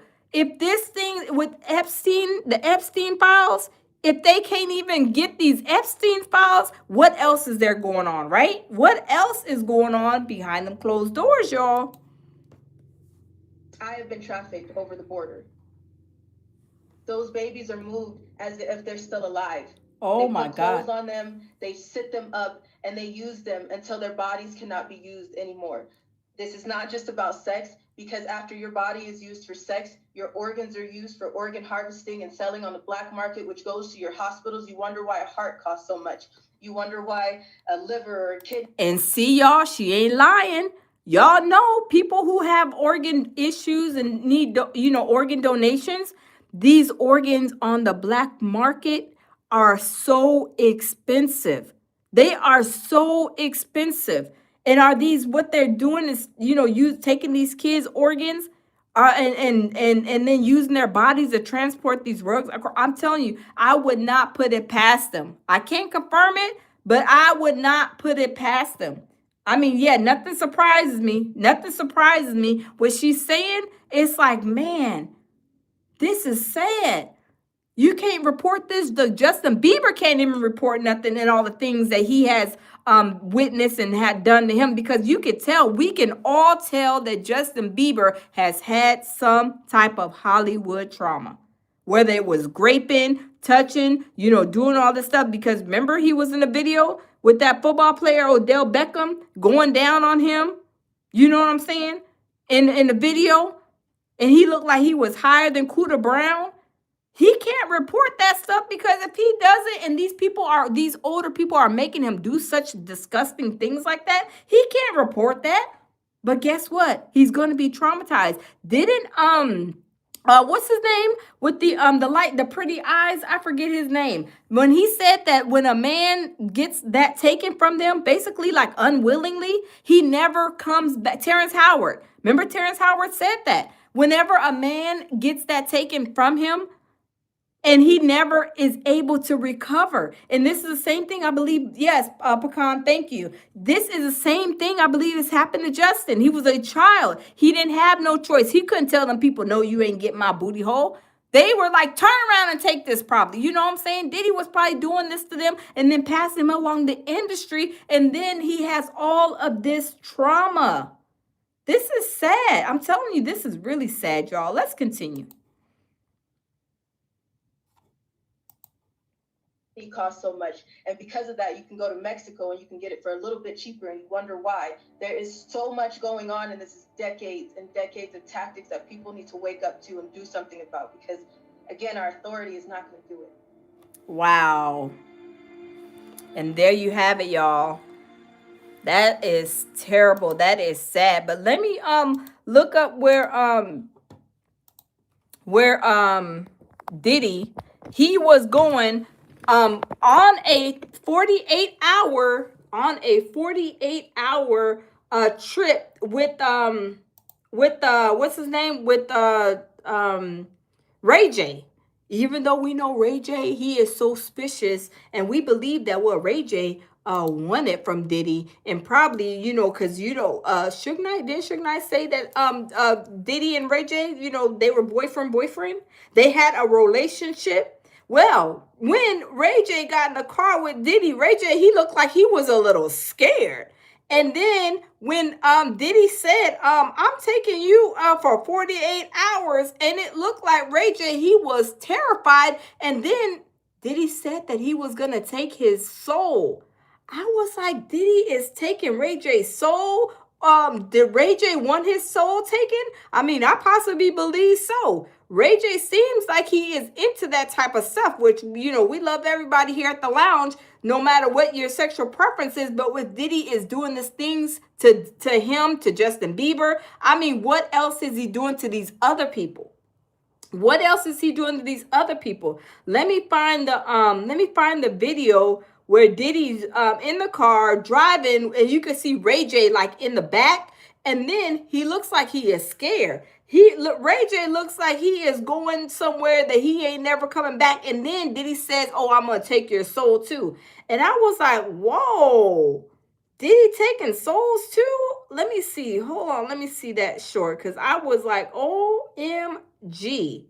That is crazy how Diddy is talking and saying that he is going to take Ray J for 48 hours, and not only take him for 48 hours, he was gonna take his soul too. I was like, OMG, this is unbelievable. But hold on, let me find that short. Because I could not believe that he was saying that. And if you were saying that just in a, because like I said, Diddy's always wanting that camera on his face. He's always wanting that camera on for some reason or another.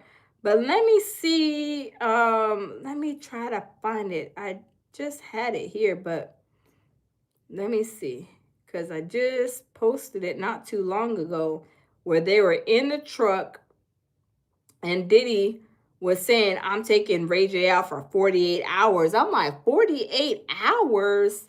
Whoa. And he's going to take his soul. I was like, oh my God. Is this what we doing, Diddy? But that's what Diddy was doing. Let me see. I'm trying to find it. Has it been a while since I posted? It hasn't been a while. Let me see. Let me go back. And let me go back, y'all. But Happy New Year. Happy New Year. Happy New Year.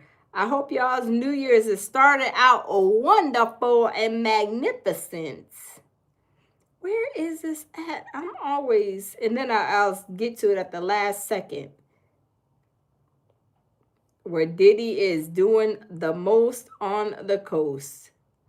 I mean, I could not believe that he said that he was taking his soul. I was like, oh my God. He's snatching the souls too? Crazy. It is beyond belief on what Diddy be doing. I don't know why I can't find it.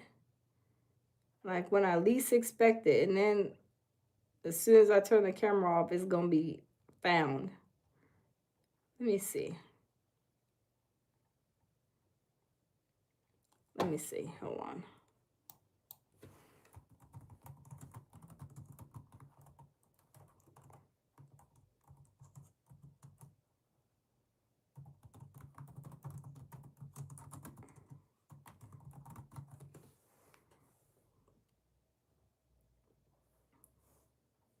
Let me see.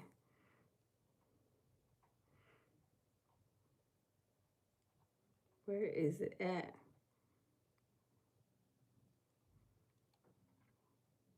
Because y'all know whatchamacallit said that whatchamacallit said Suge Knight. Oh, here it is right here. Here it is right here. Hold on, y'all. Here it is right here. We're gonna watch it right here. This is when Diddy took Ray J for 48 hours. Yeah, ATL. 48 hours, that's it, baby. Then I gotta go. And I'm leaving with all the soul. Yeah, roll. Yeah, ATL. 48 hours, that's it, baby. Then I gotta go. And I'm leaving with all the soul. You hear what Diddy said? He's leaving with all the soul. He is taking Ray J, and Ray J, he act like he's a little scared. He was throwing his hands up, but he looked like he was scared. Like, I don't know what Diddy gonna make me do. I don't know what he gonna do to me. But Ray J, I think that he really liked him. I mean, from what Suge Knight said, that they was in a relationship.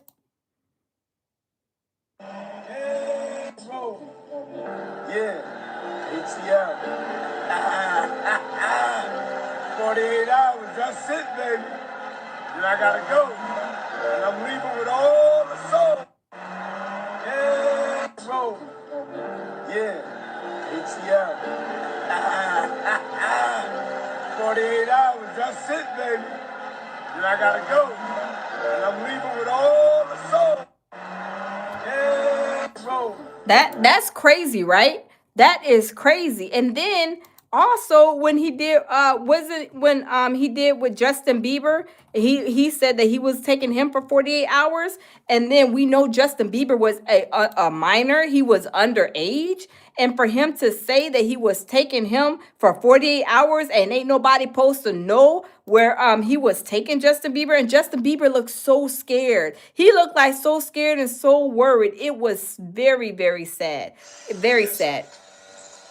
As soon as you turn 16, you know what I'm saying? I'm gonna let you rock this every time you yeah, this will be yours. So, let me tell you, LA, it's a little dusty, but you know, I'm gonna get the front shot of it. Man. Minute. Okay. Okay. All right, so I'm gonna be driving this next year. Yeah, when you get 16, you come down and you gotta, you know, wear your seat. I mean, I'm 15. You could ride in the passenger seat. I got my permit. Not yet. No. All right, 16. No, 16. Let's slow down, Justin. Okay. And look at the way that Diddy was looking at him. He looking like, oh, this is going to be a little Scooby snack over here. Oh, look at that little Scooby snack. Oh, look at that little Scooby snap right there. I'm about to go take him and spin the block with him for 48 hours. And Justin Bieber looks, I mean, he's laughing and joking. But now you look at Justin Bieber now, he looks like he's like so traumatized. Like he's been passed along the industry, touched, made to do things that he didn't want to do at such a young age, because he wasn't even 16 here. Because Diddy said, oh, when you turn 16. So that means he was younger, 14, 15? I mean, y'all, this is crazy. This is crazy. Diddy is a whole demonic entity. Let's slow down, okay? One step at a time. But yeah, the keys is yours when you get 16. You good to go. I'm good to go. Yeah. All right. Then, when you get 18, you get the house. You get the mansion. Okay. I get the mansion. Yeah. So where are we off to now? Where would you like to go? I mean, wherever you want to go.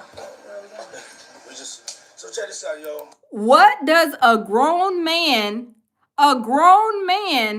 having to do with a little child that's 14, 15, let's say 14, 15, going and taking him for 48 hours and nobody supposed to know where they're going? I would never take somebody's child. I don't know who they are at age 14 telling them that I'm taking your child and you ain't supposed to know where I'm taking. Come on, that sounds creepy and scary right there. Justin, you ever seen the movie 48 Hours? Right now, he's having 48 hours with Diddy, him and his boy. They're having the times of their lives, where we hanging out and what we doing. We can't really disclose, but it's definitely a 15-year-old's dream. I have been given custody of him. He signed to Usher. I'm signed to Usher. I had legal guardianship of Usher when he did his first album. I did Usher's first album. I don't have legal guardianship of him, but for the next 48 hours, he's with me. So and we gonna go full crazy. We're going crazy. Crazy. Full buck crazy is what Diddy said. How are you? What are you going full buck crazy on? This boy is probably a virgin at this age, ain't never been with a girl. And what are you going full buck crazy about? I mean, can y'all tell me what he's going full buck crazy about? I mean, Justin Bieber was a young boy. He ain't know nothing probably about no girls. He probably ain't know nothing, at that age. You talk about girls. But really and truly, he probably just, all talk at that age. Y'all, this is crazy. I'm taking this out tonight. What you want to do? What you want to do over the next 48 hours? 48 hours. Let's go. Let's just go get some girls. Let's go get some girls. Look at Diddy's face. He's like, some girls. We ain't going to go get no girls. I got you. Look at Justin Bieber, just so innocent. So innocent to the fact. Let's play that again. This is crazy. Yeah, so as soon as you turn 16, you know what I'm saying? I'm gonna let you rock this every time you this will be yours. So let me tell you, it's a little dusty, but I'm gonna get the front shot of it. Man. Minute. Okay. so I'm gonna be driving this next year. Yeah, when you get 16, you come down there, you gotta, wear your seatbelt. I mean, I'm 15. You could ride in the passenger seat. I got my permit. Okay, he's 15. Oh my God. Look at him. 16. Do y'all see the way Diddy is looking at him? He's looking at him like, like he's ready to take advantage of him. This is sad, y'all. This is terrible. Let's slow down, Josh. Okay. Let's slow down, okay? One step at a time. But yeah, the keys is yours when you get 16. You're good to go. I'm good to go. Yeah. All right. Then, when you get 18, you get the house. You get the mansion. Okay. I get the mansion? Yeah. So where are we off to now? Where would you like to go? Wherever you want to go. Where are we going?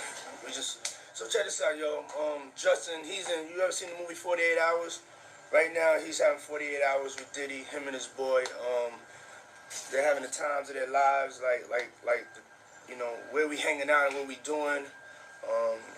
We can't really disclose, but it's definitely You cannot disclose where you are taking a 15-year-old child. That is not your son, not your nephew. This is a whole boy that you are just meeting, and you taking him somewhere for 48 hours and ain't nobody supposed to know. You about to spin the block with him, do whatever for 48 hours, and it's like private situation.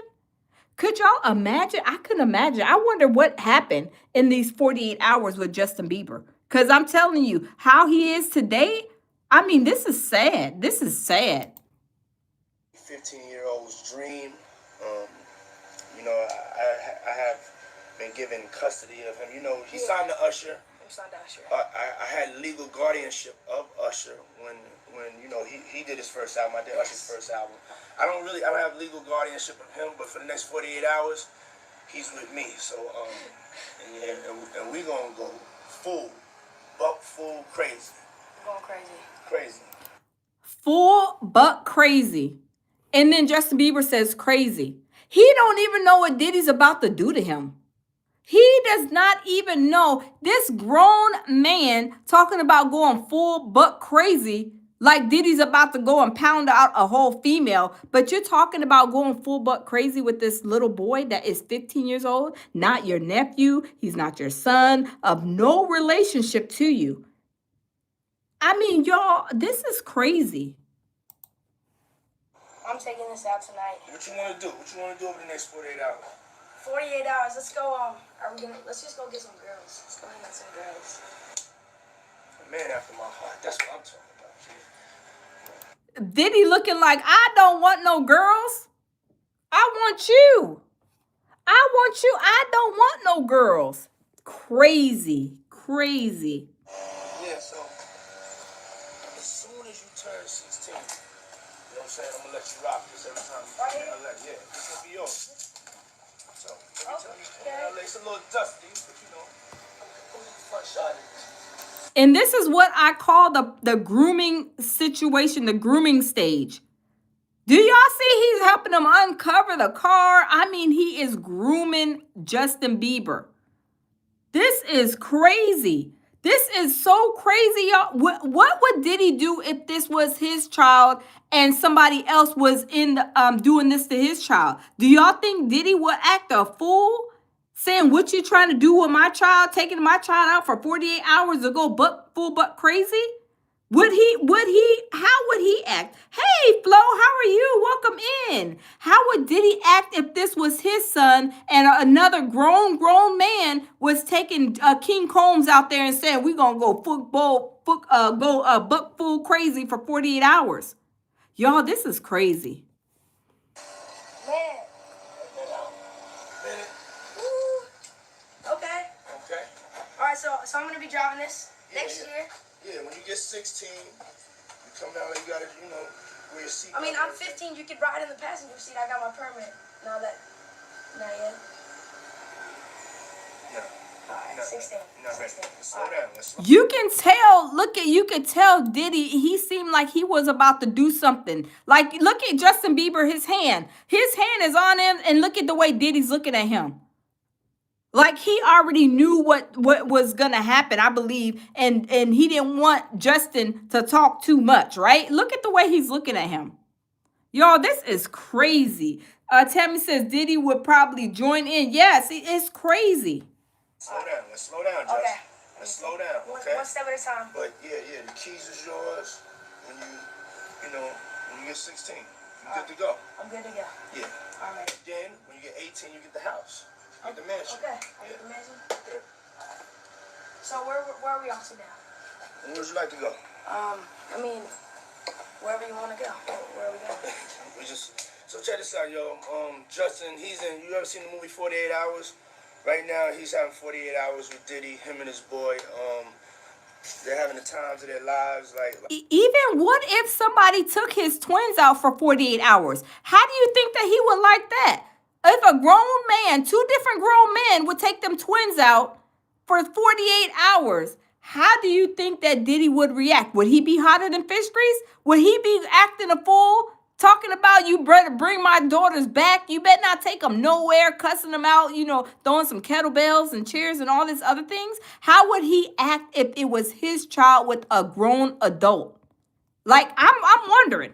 I'm wondering because in this situation, I would never be caught in the company of a underage child that is not mine, that I'm sitting here trying to take here and take there. I have no business with somebody else's child at 15 years old in my presence, talking about taking them somewhere for 48 hours. This is crazy.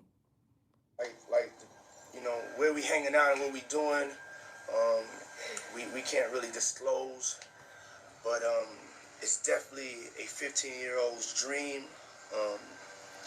And where was Justin? Where was King Combs at this time? He was probably just a little bit younger than him. This is crazy. I have been given custody of him. He signed to Usher. I had legal guardianship of Usher when he did his first album. I did Usher's first album. I don't have legal guardianship of him, but for the next 48 hours, he's with me. So and we gonna go full crazy. Going crazy. And he sounded, and the way he looked like he was serious. Like he was just gonna rip into Justin Bieber's poor little thing. I hate to say it, but like he was gonna tear his little booty hole up. I hate to be so graphic, but I'm saying this is what Diddy looked like he was about to do to him. This is sad. Crazy. I'm taking this out tonight. What you want to do? What you want to do over the next 48 hours? 48 hours. Let's go. Let's just go get some girls. Let's go and get some girls. A man after my heart. That's what I'm talking about, kid. That is crazy. That is crazy. He had 48 hours with Justin Bieber. He had Usher, and then he even takes Ray J as a grown man. But we know that what's his name? Suge Knight. Remember Suge Knight said that Diddy and Ray J, they had something going on. They had something going on. So now it comes now that Diddy is hold on just a second, y'all. It comes now to the point where Diddy, he took his house off of the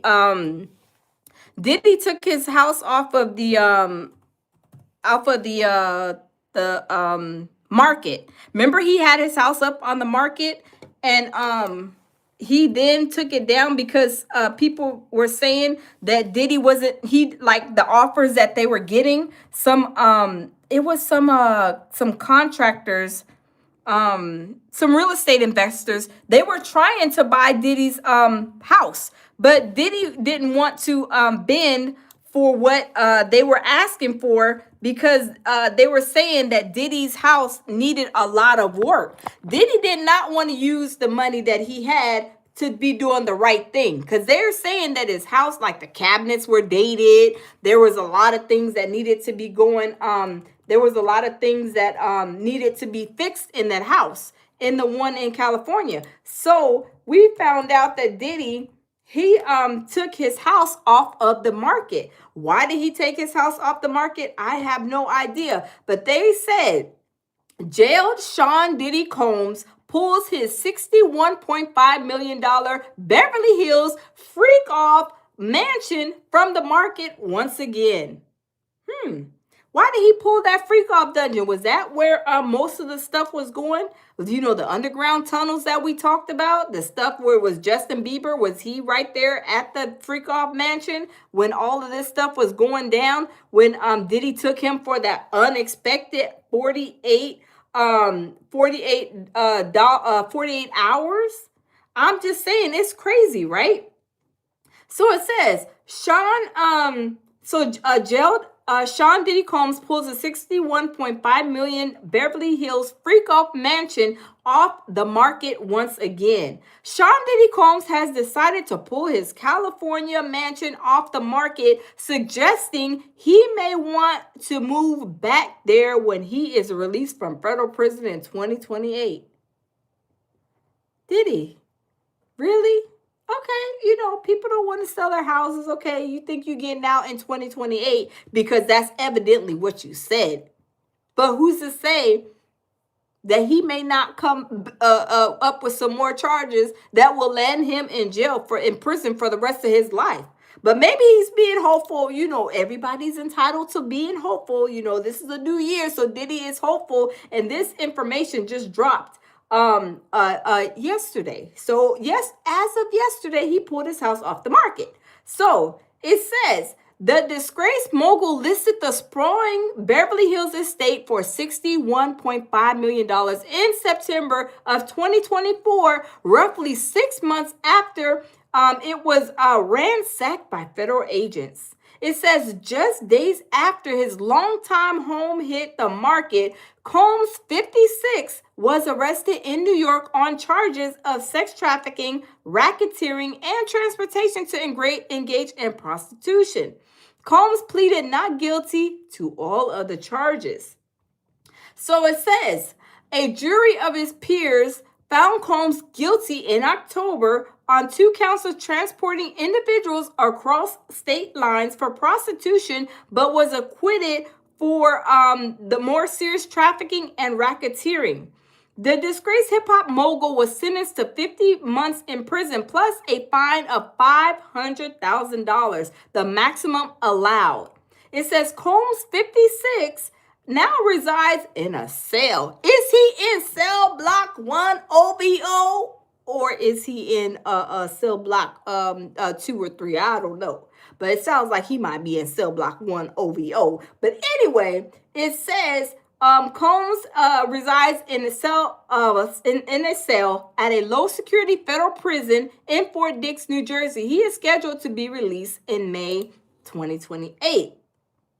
So it says Combs Mansion burdened by its reputation for hosting the rapper's alleged drug-fueled freak-offs. Will y'all want to buy a freak-off mansion?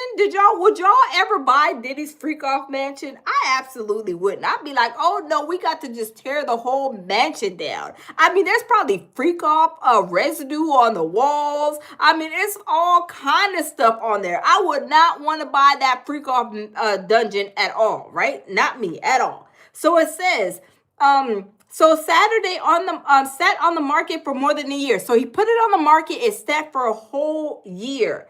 It was briefly pulled off listings website in March. It says the $61.5 million property reaped by real estate agent Kurt Rappaport was pulled from the market once again on December 24th. So it just was pulled off the market and they just reported it yesterday. The estates span 17,000 feet inside the ultra-exclusive gated enclave of Holmby Hills. Its A-list neighbors include former lover Jennifer Lopez and Kyle Jenner. The circa 1933 resident offers a total of 10 bedrooms and 13 bathrooms, plus a host of interior amenities. Perks include a 35-seat movie theater, a library, a wine cellar, a gym, and an indoor sauna. It says the 1.3-acre property landscape backyard boasts a grotto pool, a basketball half court, and an outdoor loggia with a traditional pizza oven. A large guest house sits alongside the lagoon side pool area. It's host Combs' recording studio and spa facility. Is this where wait. Is this where King Combs I met my dad? Is that the one, the little the recording studio? You know, is this where he was telling the feds y'all didn't get this? Remember King Combs came out with a rap and said the feds y'all came and busted up the house, but y'all forgot to get the what? Is it the recording studio that's on the over there in the outside and the spa facility that the feds forgot to raid? I mean, I don't know. Sounds like it, but y'all, let's continue. Combs purchased the home for $39 million in 2014. It says a March 2014 raid by federal agents hit Combs' Homely Hills pad in March 2024. It says as well as his $48 million home alongside Miami's waterfront. The investigation uncovered drugs and weapons, including AR-15 rifle parts, as well as more than 1,000 bottles of lube and baby oil. Wow. And y'all, what happened to the charges on those weapons? Remember, if a gun is like defaced, if the serial number is obliterated, that is a federal charge. That is a federal charge. Why didn't he get charged with that? They were busy trying to be the prostitution and, you know, he's trafficking and all this stuff. But what about the defaced and obliterated serial numbers? That is a huge federal charge. See, that's what I'm saying. They need to go back and they need to charge him with some more appropriate charges because they sure missed that one. But y'all, it says a March 24th raid, okay, that with the baby oil and all that stuff like that. So it says Page 6 reported that the raids significantly caused significant property damage. Wow. But y'all know, because of the significant property damage, do y'all think Diddy, he don't want to pay?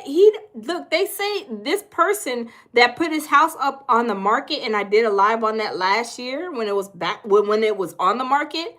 They said that some real estate investors try to buy the property, but Diddy, he was like not budging as far as trying to sell it for the price that he had to sell it for. And they were saying that, oh, the cabinets are dated, that they had to do like gut out a whole lot of things. So is Diddy like trying to hold on to this property because maybe he's having a missing freak off blues? Because this is where some of the freak offs went down. Why didn't he try to put the one in Miami on the market? He's like, no, the one from LA has, you know, Hugh Hefner, you know, me and Hugh Hefner, we did, you know, some collaborations, some freak off collabs. I need to keep that. I need to keep that one. Let's take that off the market. I need to hold on because there's too many memories. I have freak off collaborations with Hugh Hefner that I don't want the memories to be gone. Why don't we just go ahead and take it off the market? He don't want to pay for all that. He don't want to sell it for less than what he's really supposed to be doing it for, right? I'm saying, Picard says freak off blues. Yeah, he's having the freak off blues. He's like, oh, I need to take this. Oh no, I need to take this house off the market. I'm getting out, and in May of 2028, he don't know when he's getting out because there's going to be, from what I hear, more charges. More charges are coming.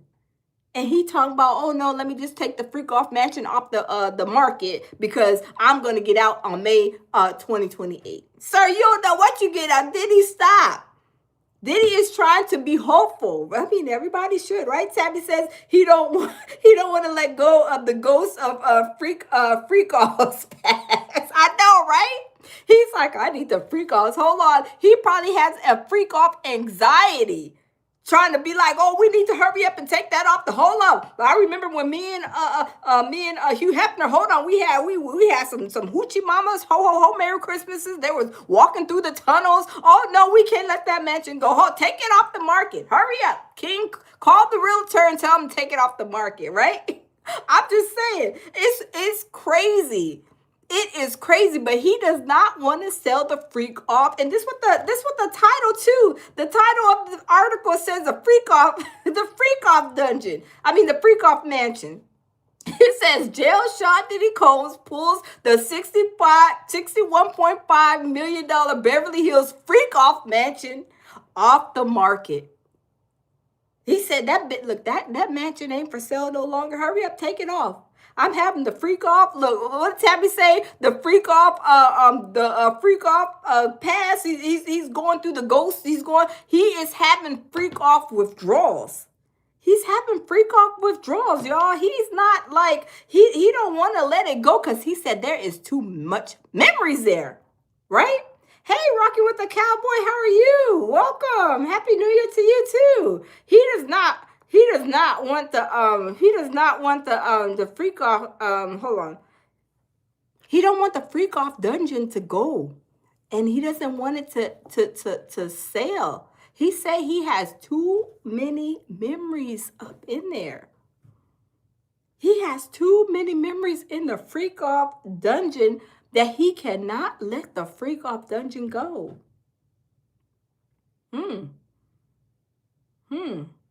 Or are they good? Now I heard that they were supposed to be taking some of his assets and seizing some of the stuff if he was found guilty of some of them charges.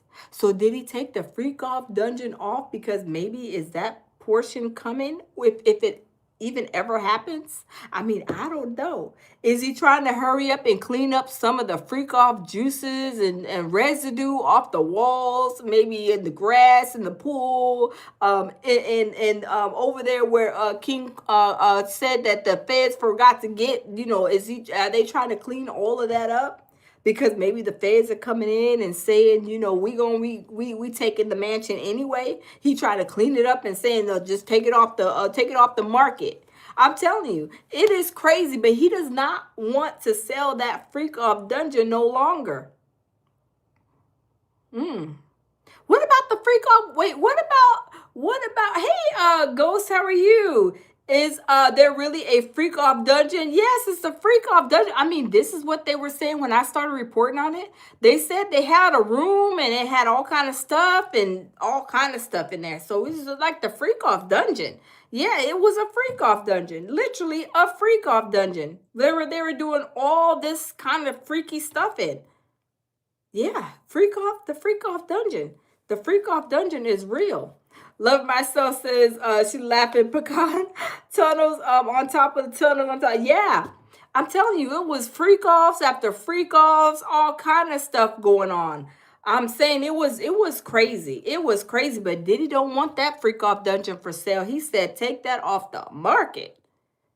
But he doesn't want to sell it for what it's really for what it's really worth, because the last time I did a live on that, and they said they were wanting to buy the freak off mansion. They said that, it's a lot of work that needs to be done. Well, of course, Diddy, his money, he was using his money for the freak offs. I mean, those are some high paid freak off dragons and mermaids, right? Well, yeah, freak off dragon and mermaid, because I mean, he was putting money in Cassie's, I'm sure Cassie's hands, putting money in Jane Doe, ho ho ho, Merry Christmas, right? So I'm wondering, right? I'm wondering. It's crazy, right? How much baby oil does it take to fill up a bathtub? Ghost, I don't know. We gotta phone a friend. Hold on, let me see if I can call Cell Block 1 OVO over there at the Fort Dix. Hold on. Ring, ring, ring. Hold on. Yeah, we're trying to reach Diddy. We're trying to see how much how many bottles of baby oil it takes to fill up a bathtub. Okay. Oh, Diddy, he's over there crying, hollering, slinging snot. He's not available. Oh, okay, all right. He's not available. He's crying, hollering, and slinging snot because he got these charges that allegedly are coming in. He may not be in his mansion in May 2028. So he's hollering, crying, and slinging snot. So he is not available. Let me stop. Y'all, I don't know. Diddy, he is a mess, y'all. He is a mess, and he is over there having. I mean, he's crashing out. I mean, none of the boys went to go visit him. No, not none of the boys. Justin went to go visit him, but I don't know, King didn't. And I believe it says something about his dad. I mean, his mom, his dad's long gone. His mom. I think. Let me see if his mom went to go visit him. Let's see if Janice went to the freak off prison at Fort Dix, cell block 1 OVO, because I thought I seen something that said that his mom was visiting him at the prison too. But I don't know. Don't quote me on that. I think I seen something like that. But hold on. Let's go research, because I don't want to give you guys any wrong information. Let me see. Diddy's mom visits him in jail. Let's see. No, visits him at Fort Dix, because we know he was in let's see. Okay, no, so she went to visit him October 2024. So she hasn't went to go visit him yet at Fort Dix. Hold on. Yeah, so it's not reported that she went to go visit him at Fort Dix, where he probably really wants her to come at Fort Dingaswing, right? Where Diddy, he's probably having the time of his life, because I mean, look at what he's looking at. I mean, he was over there. I mean, dancing. I mean, he was having a good time. Let me see. Diddy at Fort Dix, because you know he was over there having a good time.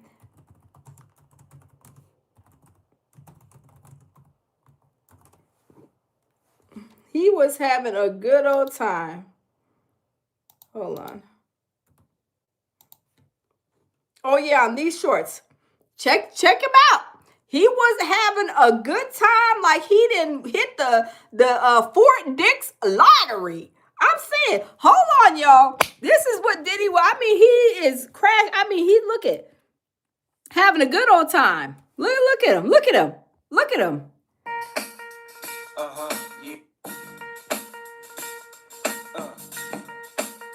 Hey.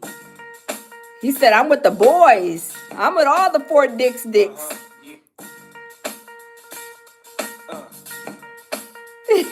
Yep, Tabby, yep. He said, sign me up. Look at him. Look at him.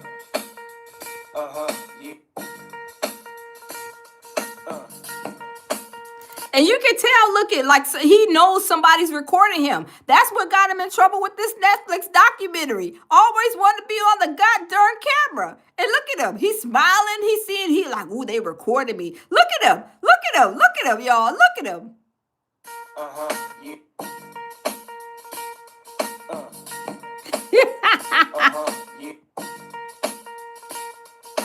He is happy to be at Fort Dix. Hold on, there's some other ones too, right? Look at, there's some other ones. Let's see what this one has. Diddy's first video behind bars. Let's see. Look at him. Look at old Diddy. Look at him, smiling and cheesing like a Cheshire cat.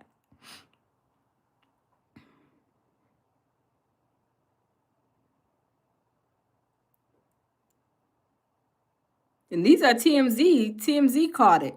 I don't know who's recording in that in Fort Dix. Him smiling, look. Smiling like a Cheshire cat. Look at setting up a boy. Is he setting up a freak off? Look at him. They setting up a freak off? You better be in my cell at 1 o'clock.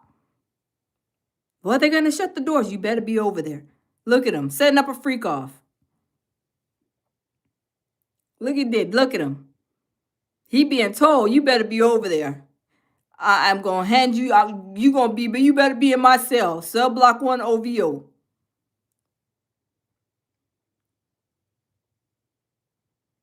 Tabby said, it's raining men. Hallelujah. It's raining men. That's what Diddy probably, he loving that. I don't understand why Diddy didn't just go ahead and say, I'm a gay man. Let me just come out and say I'm a, loving myself. Said he's in heaven. Oh yes, he's in heaven. Look at him setting up this freak off. Look at him. The guy's telling you better. Look, you better be over there in my cell. You better be delivering that eggplant. You better be over there. You better be over there. You better be over there. But I don't know. I don't know why Diddy, he just didn't come out and say, he likes men, which we love everybody. I don't understand why he just don't think that, people would accept him. People will probably, he will gain probably so many millions of followers, subscribers, and people for just being who he is. Like, people want you to be who you are, right? There's nothing wrong with it. This is what he likes. Hey, just say it. Diddy, you don't got to be ashamed. You ain't got to be ashamed of what you like. Right? Because that video, hold on, let me see. Hold on, you guys. There's a video. Hold on, there's a video out that I think that it was really Diddy's coming out. Oh, hold on. I think it was really Diddy's coming out video. I think this. I'm just my opinion, y'all. Just my opinion. I think that this was Diddy's coming out video. Let me see. Let me go. I hear Jamil. He must be making a video. My baby is a mess. He's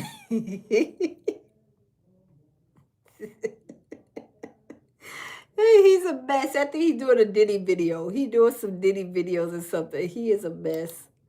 Hold on, y'all. Okay, let's see. Because there was a song that he made. And I totally believe that this song is the song that Diddy had put together to let everybody know that, hey, I'm a gay man. And yeah, this video right here. This video right here, y'all. Hold on. This video right here.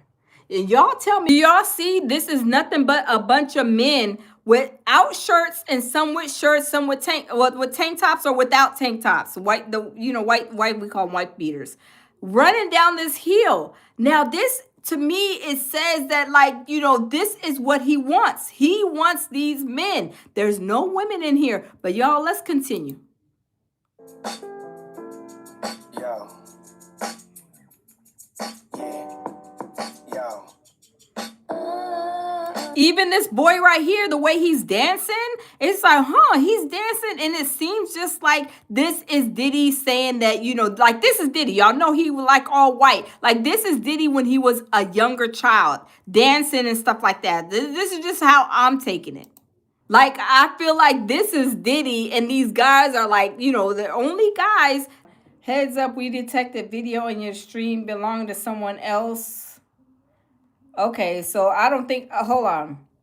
Let me see. Wait, content owner has added your channel. Okay, you stream. Okay, can y'all hear me? Okay, hold on, because I guess it's saying that, let me see, hold on. I guess it's saying that it's catching that I can't, like, play this video, so I gotta probably stop. But basically, let me just say what, I guess, from what we've seen so far. I feel like this is Diddy saying when he was a younger boy, he kind of knew that he was like, maybe a gay guy.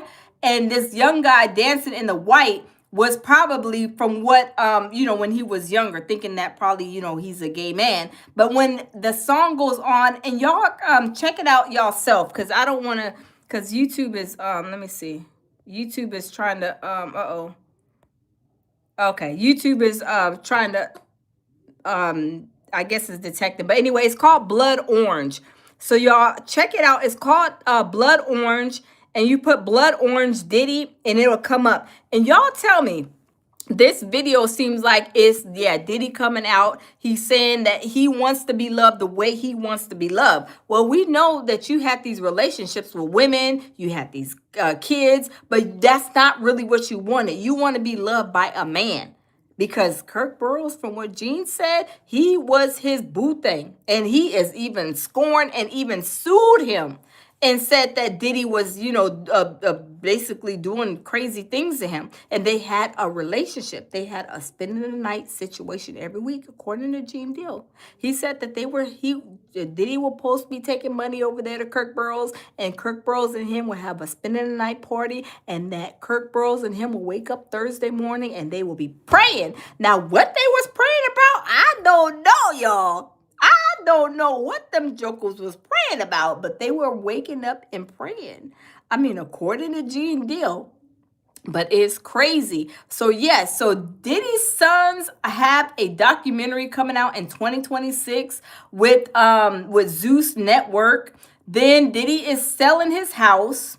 And then we went over Ali Carter because some of the stuff that Ali Carter was saying in that video, her interview was kind of like very we don't know if it's true, but it relates to a lot of things that's going on, things in the industry. So y'all, it's crazy. It's crazy. But y'all, Happy New Year. Happy New Year. Thanks for stopping in. 2026, I'm going to be on top of my YouTube A game. And we're going to start out the year as we did today on the right note. But y'all, we're going to claim everything great in 2026 because 2025 was crazy. Plane crashes. I mean, all kind of crazy stuff, right? But we're not going to let that bother us. We're going to move forward in 2026, and we're going to make sure that 2026 is going to be a great year for all of us, right? We're going to claim it, right? Put 2026 will be a great year in the box. And y'all, repeat that. You know, when you gotta put things in the atmosphere, put it in the atmosphere. 2026 is going to be a great year. I'm claiming it. I'm claiming it. I'm claiming it, right? But y'all, thanks for stopping in. I gotta get up and get my baby fed. I gotta eat. I got a roast cooking. So get the roast and the black eyed peas and the rice and the greens that I made so we can eat our Thanksgiving, our New Year's dinner. But thanks for stopping in, you guys. Like I said, this is going to be a great year for all of us, right? We are claiming it, right? We are claiming it. And let's say Psalms 91, the canopy of protection for all of us. Like Psalms 91 is a canopy of protection when you travel. Psalms 91, when things are going on, Psalms 91. We got to claim Psalms 91, the canopy of protection over our heads, over our bodies, over our family, our lives, our house, everything, our jobs, everything, whatever you're doing, right? Psalms 91 for 2026 because we don't need the stuff that happened in 2025 to come back in 2026. We don't need no plane crashes. We don't need none of that craziness. But y'all, always lead with love, peace, and tranquility. And yes, Pecan says Psalms 91. Yes, so we is going to Psalms 91 it through 2026, and it's going to be a great year. Let's claim it. Let's do it. And y'all, I will see y'all in the next video. Always lead with love, peace, and tranquility. And I will see y'all in the next video. Happy New Year. Bye-bye.